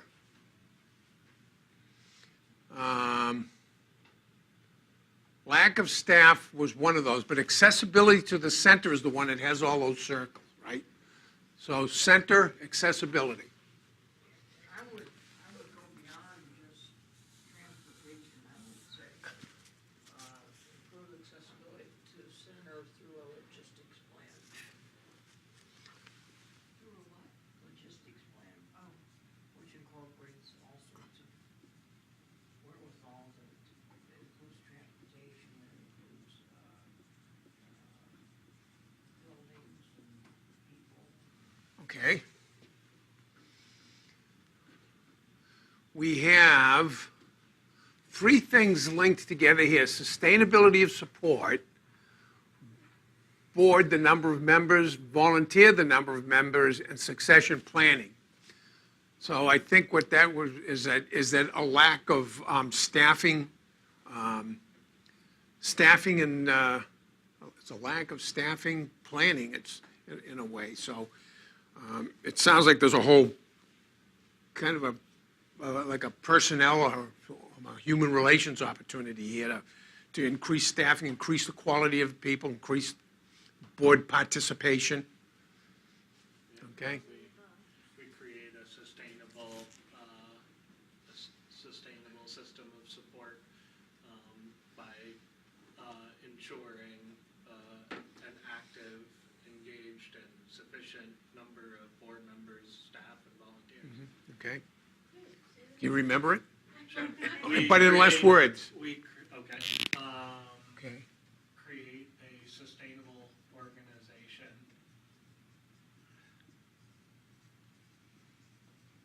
Actually, we can combine all of them, and clear succession plan.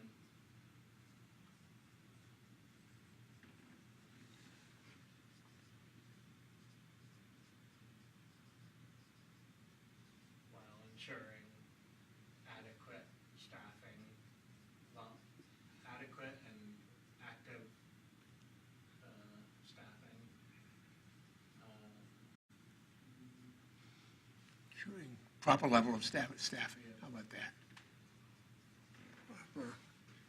Well, this is going to come out, so I don't need that there.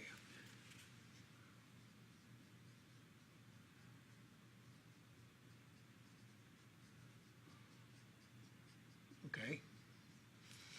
So if I can take this out, Barry, that one out. on the accessibility to center, I would want to say center services. Center services, okay? Services Yeah, that could include, outreach. Not necessarily getting people at our center. Okay. Maybe getting yep, services Okay. to schools, whatever. yep. Okay, what we'll do is we'll make that the headline, and then that, I don't know if that would become a strategy, or whether or not that will come under a strategy that results in this with the to-dos that include what you just talked about, so. Do you want to finish that sentence after staffing and add board members and volunteers?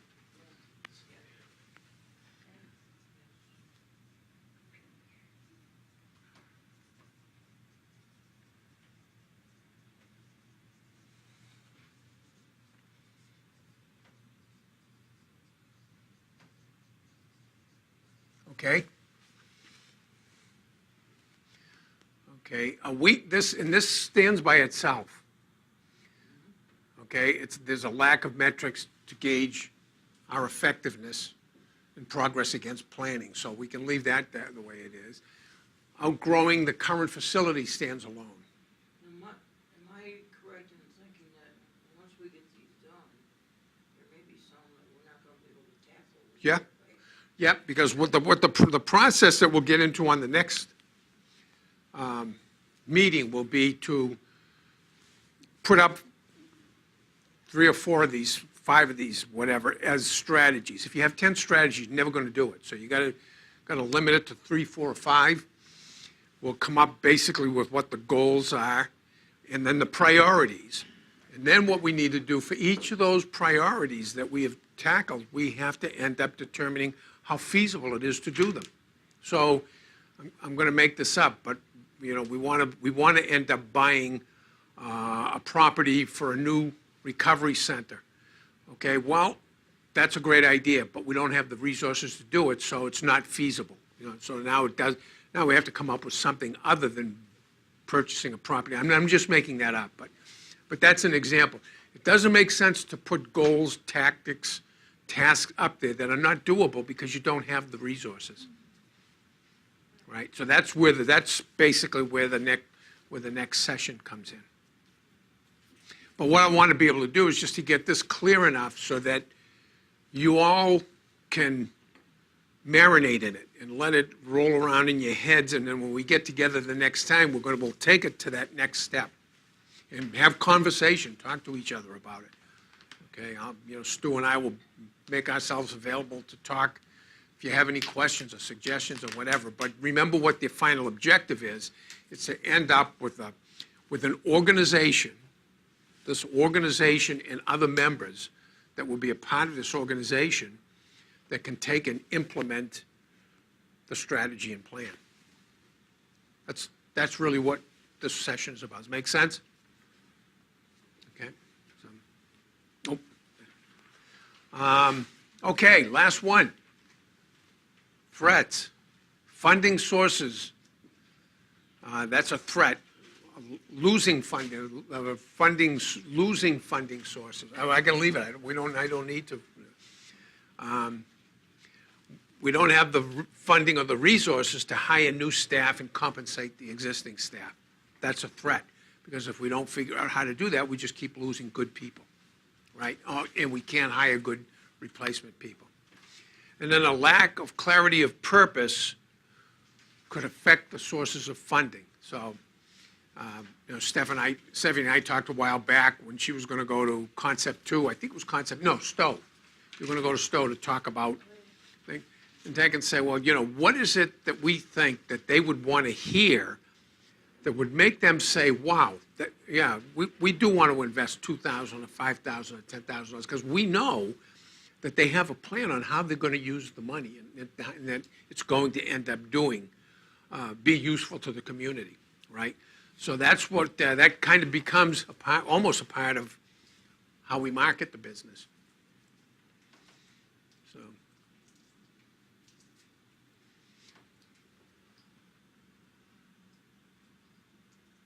Okay, so we've got become self-funding by okay, so I think we've got, is there anything else that we should take off? I don't want to add anything yet, but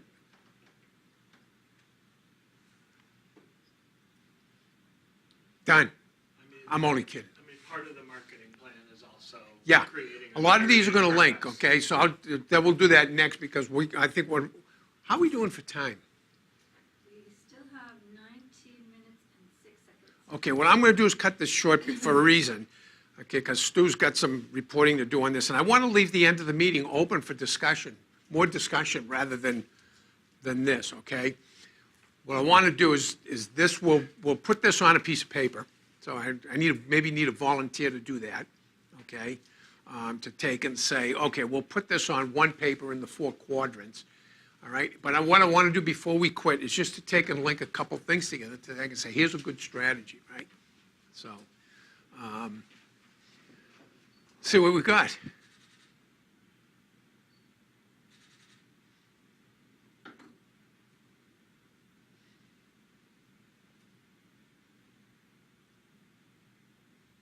I would say, I'm just going to do this as an example. You're going to do the work, so. I would take and say, let me use a different color.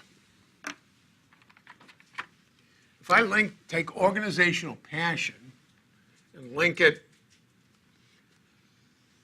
to this as an example, I can take and say, it's that passion that will keep people and attract people, okay? It's not just funding, it's more than that, because money is usually not the top motivator, okay? You know, but most people go to work because they want to do what they love doing, and they want to be just recognized for doing what that is. So, so that the passion of the organization, if there is any, Stu will let us know, because he's got the measurements there, right? That organizational passion is what it's what makes the center successful. It's what makes people want to come there. It makes people want to end up working there and doing a good job. So that is a strength. That may be the biggest thing that is up there, right? And that's what we want to keep. So somehow or another, you built that organizational passion from the time the last board walked out. So that's been something that has been building. You have it, you take and say, how do we build on it? How do we make sure that we keep that all the time? You want to be the business, the company, the recovery center that people want to come to work for. That ties into the marketing plan. Mm-hmm. Yep.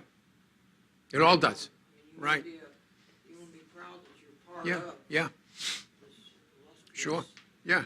Yeah, if you think about it, really, is take any business, for-profit, not-for-profit, you have marketing and sales, you have financial, you have operations, right? And you have what I call in industry product development, but basically that's kind of what are the things that you do here that bring people in, okay? And so those are 4 of the key things that really become a part of any organization. So these will break down into some of those.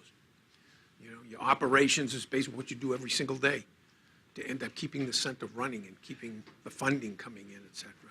The marketing and the sales is how people know what you're doing and want to end up coming in and helping. So that's what we're trying to accomplish with this plan, and what the marketing plan should come in to say. You should be able to go anywhere to take and say, look, we're looking for some funding. We're looking to create a foundation. And here's basically why. So here's the why, what, and how, right? The Dimmick, Stimmick, whatever. Simon Sinek, yeah. Simon Sinek stuff. Yeah, right. So, okay. All right, so what we'll do is I want to stop here now. Unless you see two things that so obviously go together that can create a strategy, we'll make that link. But my feeling is that we should go sit on this and work on it after our brains are fresher. I'd say one thing on not overstate the marketing plan, but when, a few years ago, we had an outreach program that we visited some businesses, okay? Mm-hmm. And it was a pain in the ass to get them to come and see us. Mm-hmm. Some of them rescheduled, some, got 5 minutes. I would like to turn that around where they stop the factory when we arrive. Mm-hmm. The guys from North Central Vermont Recovery are here. Mhm. Stop everything. This is a great opportunity. And how we get from there to there, I don't know. But Yeah. that's where, because it was like, you get employees, don't you know we can help? Well, I don't have time, I don't have right. time for you guys. Right, So if we Yeah. could somehow make that paradigm shift. right, yeah. That would be one of the Yeah. goals of the marketing plan, I guess. Yeah, well, and it comes back to one of the things that you mentioned at the board meeting, I think, is how do we determine basically what the return is on investment in the recovery center? So if we invest an additional $100,000 a year, how will we measure the effectiveness of that? And when you can do that, then it's easier to get the funding, right? So, and that's part of the marketing plan. It's basically telling people what it is you do. What are the features and benefits of the recovery center? What are the things that we have, and what are the results that we get? And then let the world know. Yeah, why would they want to be? Yeah, why do you want to be associated with it? Yeah, You're in the business of saving people and saving families. yes, You're in yeah, the people business. yeah, yeah. I'm just going to write that up here for a second. Thanks, Rick. Yeah.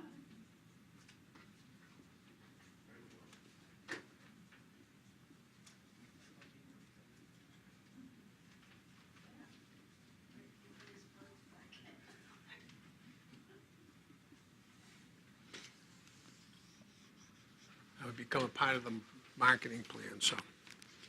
Yeah, and by the way, the vision and mission, which we'll work on next time, basically supports all of this.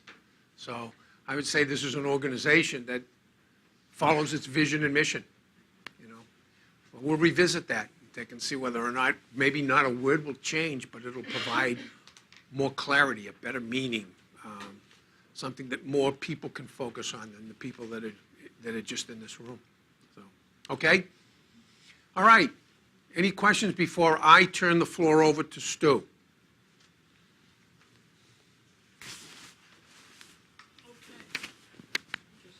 So you were 11 minutes ahead. All right.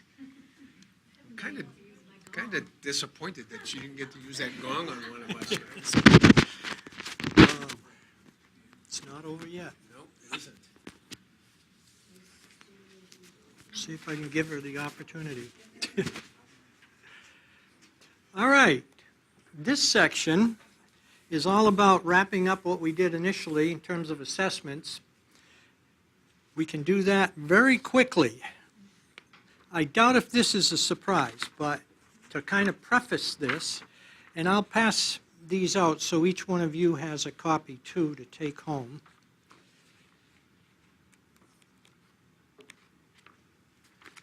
So you can just pass them around and I'll take what's left over here.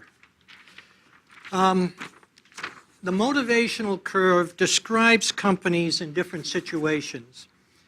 Obviously, the higher up on this piece of paper you score, the more motivated you are. If you're on this side of the curve and you're about to go bankrupt, I can tell you you're highly motivated. If you're a sweatshop, you're highly motivated, those workers. They might not be happy, but they are motivated because they're going to get fired if they blink. So you can be motivated in a very negative way. You don't want to be on this side of the curve. Hopefully you're on this side of the curve. This side of the curve also slowly increases the ability to become something more than you presently are. The best we can do in a company is what's called an opportunity company. People join it because they know there's not only a career there, but there's an opportunity for learning, there's an opportunity for things that they never expected. Aspirations are challenged and grown. I can remember a company I was in, my CFO told me he was a Navy pilot for years. He was going to become a commercial airlines pilot within a year or so. And he was our CFO. So I said, okay, what can we do in the year we've got you to not only benefit us, but to help you with getting your commercial pilot's license? You can't discourage that. You've got to add on to the opportunity. So he said, send me to school for economics. So we sent him to school to get an economics graduate degree. And he ended up staying with the company, but switching, I think I called him the CFO. He wasn't the CFO, he was a COO. He left the COO's position and became our CFO. He really didn't want to become a commercial airlines pilot, as he learned later. He wanted to do something different. And when we gave him the initial interest and support for that, he discovered he could satisfy those needs and stay at the company. So the point is, the best companies have opportunities for everybody. And you judge your managers by how many opportunities they gave their direct reports. How engaged were they? What was their retention? If managers couldn't keep their staff, that was the first indication to me they had to go. It wasn't the staff's problem or the work that was being done. It was the manager. It was something he missed or was doing wrong. You, and I'm not surprised because I've heard a lot of passion described or manifested in a lot of different ways here today, from personal experience to whatever. However, I have not heard from 16% of this group. Now, that's the group's problem, not the 16%. You are scoring on a scale of 1 to 7, a 6.4. That's pretty good.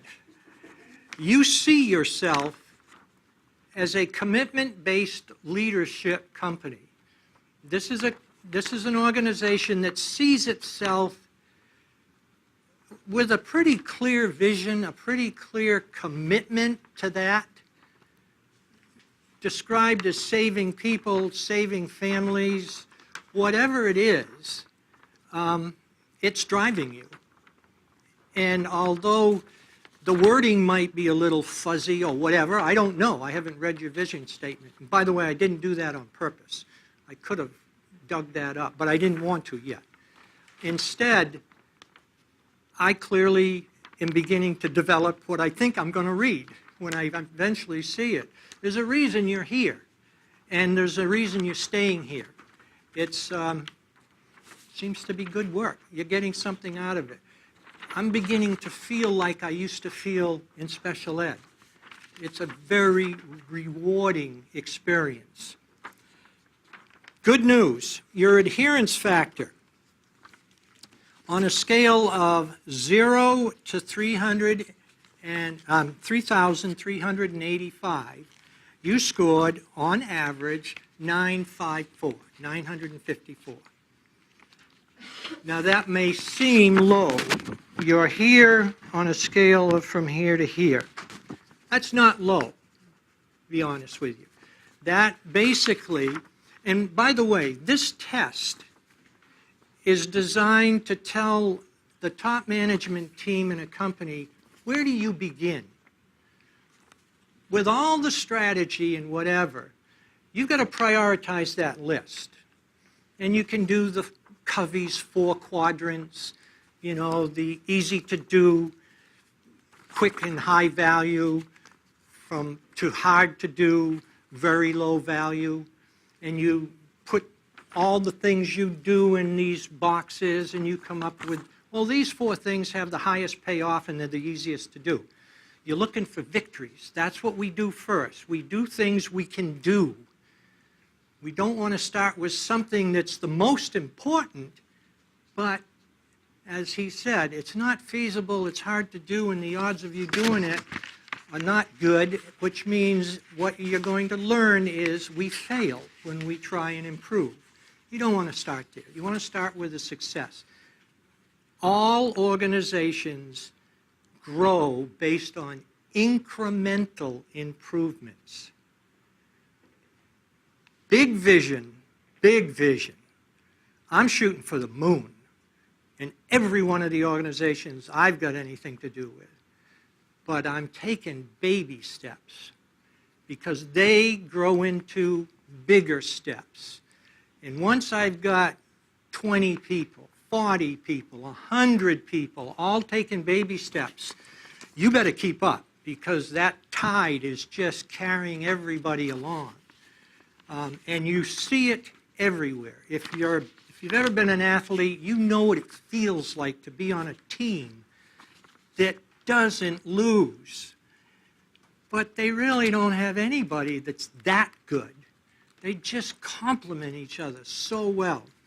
So here, we've learned that you're in that area where your financials, I would suggest, are under control. Do you get a P&L statement? Remember, it's not a business, but still, you got to create wealth somehow. You've got revenue issues, and you've got expenses. And you're going to have to deal with that. How much revenue? Where are the expenses? Are we covering our costs? So, do you trust them, your P&L? That was indicated here, that whether you're strapped or not, it's another issue. The fact is, numbers are understood, they're clear. Your financial acumen is okay. So that brings us to the next set of things you should be focused on, and that's customers. Customer complaint reduction, customer satisfaction, customer retention. And remember, you've got 2 kinds of customers. You've got internal customers. Your customers are all sitting around you, and every one of them is your customer. Can you retain them? Can you minimize the complaints? Can you increase their satisfaction? If you're doing that, you're doing well. And then you've got the external customers, the ones that are coming to you for your service. So keep in mind, when you hear the word customer, I'm talking about you, your customer to somebody in here. The board is one of your customers, maybe the most important. And the better the board gets, the more they're going to be your primary customer. By the way, the reason I interjected and asked that, why'd they leave, I want to know why. And we always go through an exercise whenever something bad happens. That's when everything stops. And I will not let that go till I understand it. I don't want to hear assumptions. I don't want to hear guesses or politics. I want to know. And I'll get it from the source. Your story is a good one, but it's a story. And I'm going to check it out from every angle. Because somebody who's had anything to do with that created your assumption about what happened, has got theirs. And I always assume there's no evil people who deliberately want to destroy this organization. And certainly if they were a board member, they must have had some kind of an interest. How did that break down? How did we lose people that cared about us and left us? That's important to know. You've got to pick away at it. It's painful, but you got to know. Otherwise, you have climbed the ladder of inference, which is another handout I'm going to give you. And I'm sorry to bore you with this stuff, but it's either do this or talk for a long time. And I don't want to talk about this stuff. You can understand it. But the ladder of inference is key in an organization because it's easy to understand that you can jump to conclusions. You've got all kinds of fantasies running around in your head. My God, I grew up with a grandmother who was the most bigoted person I've ever met, but she was a deacon of her church and the sweetest lady you've ever met, but I could not go to the boys' club because the Italians were there, and you don't want to go near them. This is not that long ago, even though I'm 70. This was a little village in Western Mass, and it's like, oh my God, I don't believe what's going on. I couldn't date certain people, blah, blah, blah. All of those assumptions she had were based on fantasies. And as we all grew up and rebelled, and I married a Catholic girl and turned into a Democrat, she began to understand and want to hear more. And, you know, I'm so proud of Nana because she actually became very active in a lot of things that were very supportive. And she loved my wife, so that was nice too. The point being, you're going to jump to conclusions, and your job as a leader in an organization is to question everything you're assuming in a disciplined way, so it's second nature. It's not like every now and then you say, gee, I wonder why I'm feeling that way. You know, why is there such anti-Trump sentiment? Doesn't anybody want to know what those people are thinking and why they're feeling the way they are? If you don't expect to ever be able to solve any issues with them. You know, that polarization is a disease that just eats away. I want to know what you're thinking. What can we do together? And what do you not want me to do? Because the last thing I want to know is, you know, what I'm doing. That wasn't satisfying. Do it again. Muted.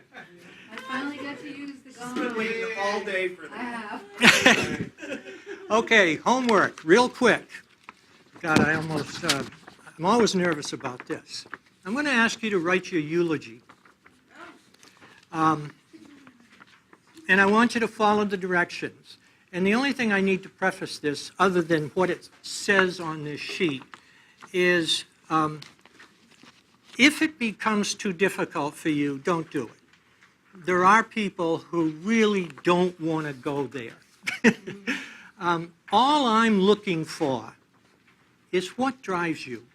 What's that core value that you will not compromise, because that's what you are. And that's what you want people to find out about you. What do you want them to hear after you've died? That you are Stephanie. And I might have my own opinion, but I want to hear yours. So take this, do the best you can. The way this works is, I'm going to, despite what you disclose, I'm going to show you how it can be perfectly compatible with your organization. There's a lot of people that talk about, oh, geez, what if I find out my personal core, that one thing I won't let go of, really doesn't fit in here? Well, first of all, I'd say, well, if you're not going to give it up, don't stay. You're cheating yourself. And we need to help you find some place where you're more compatible. But I'm guaranteeing you that despite what you write down, we as a group can find a way to make you extremely comfortable. The difference is, I just need to know what it is. The last group I worked with, one fella who wrote one thing, and then we go through an exercise called the 5 whys. Why did you write that? What did that mean? And eventually you get to something that he hadn't really thought of, but what he thrived and really thirsted for was stability. He wanted predictability. He hated being distracted at work. He wanted to know, when I come to work, this is what I'm going to do. I have control of that, and don't keep dragging me off during the day into this and that and this crisis and whatever. Okay, this was a very fluid company and very chaotic and very aggressive. People aren't used to doing that. They thrive in that crisis-driven environment. But he doesn't have to, and his manager now has put him in a place where he's got total control. He's kind of been removed from a lot of the other things, and people leave him alone. They know, don't go mess with, this guy gets things done, and he doesn't need you to keep messing around. So the eulogy is, as it states, a series of steps that will lead you to a core value. If you can take the time to do that, that's great. They Last, don't need to put their names on it, right? Or do they? no, actually, nobody's, no. We are not going to know this. I'm going to ask people if they're willing to tell me what something is. I hope there'll be 1 or 2 volunteers that'll say, this is what I talked about. And even if I don't get anything, we're going to pick something that could be somebody's, and then we're going to show, okay, as a good operations officer, a good CEO, how do you make sure you key on that with that person? Where in their work can we feed that core? Can we keep that core healthy and make everybody understand, boy, they're recognizing my need. They're actually giving me what I need here to really do well. Here is the reality of what you're getting into. There's 4 different directions you're going to go. Either enough of you will start talking and start changing in time to go full speed ahead with whatever the changes are that you and Barry come up with, and a plan develops. But if you're not talking about it and not enough people are doing it, so in scenario 2, you get a lot of people talking about it, but not enough people doing anything. One department seems to be getting traction, another department, I don't see much going on there.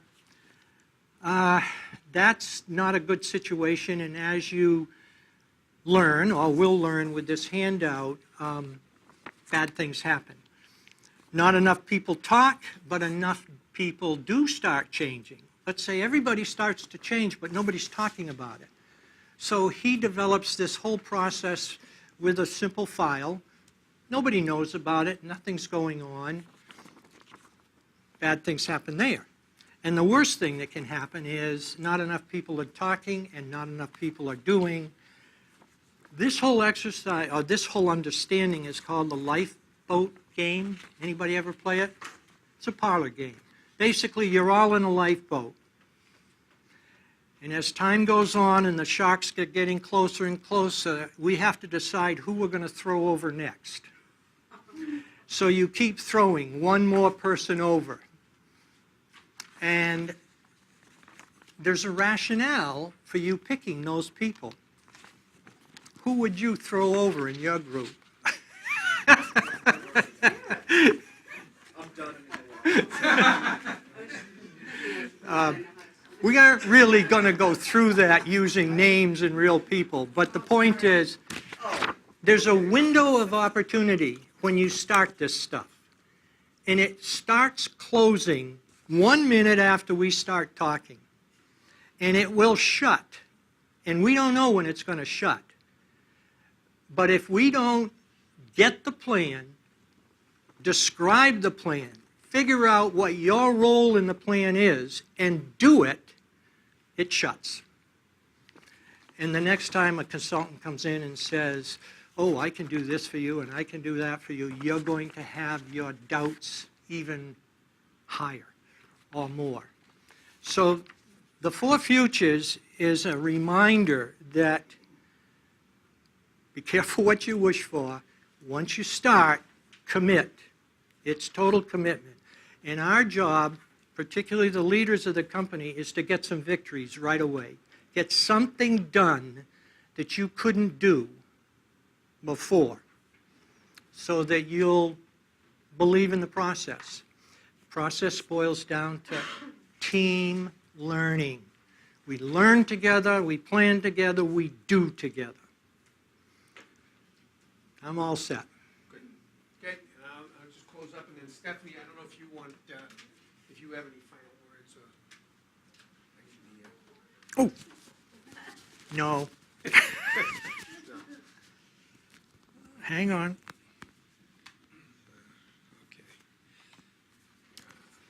okay. When we began, we started talking about Leonardo da Vinci and how Leonardo da Vinci and how, in spite of all he did, felt like he didn't accomplish anything. So what we want to do is to take and say, what is it that we want to accomplish in our lives individually and as an organization? What, no matter how small it is, what will we be able to do in our life that will have an impact, that will make a difference? And that's really what the whole visioning thing is about, how we're going to do that. So, so we're all done. We finished 10 minutes early. Great. Thank you very much for the help. That was we were really threatened by that gong going off, you know. So, and what I really hope is that you all can come. What's that?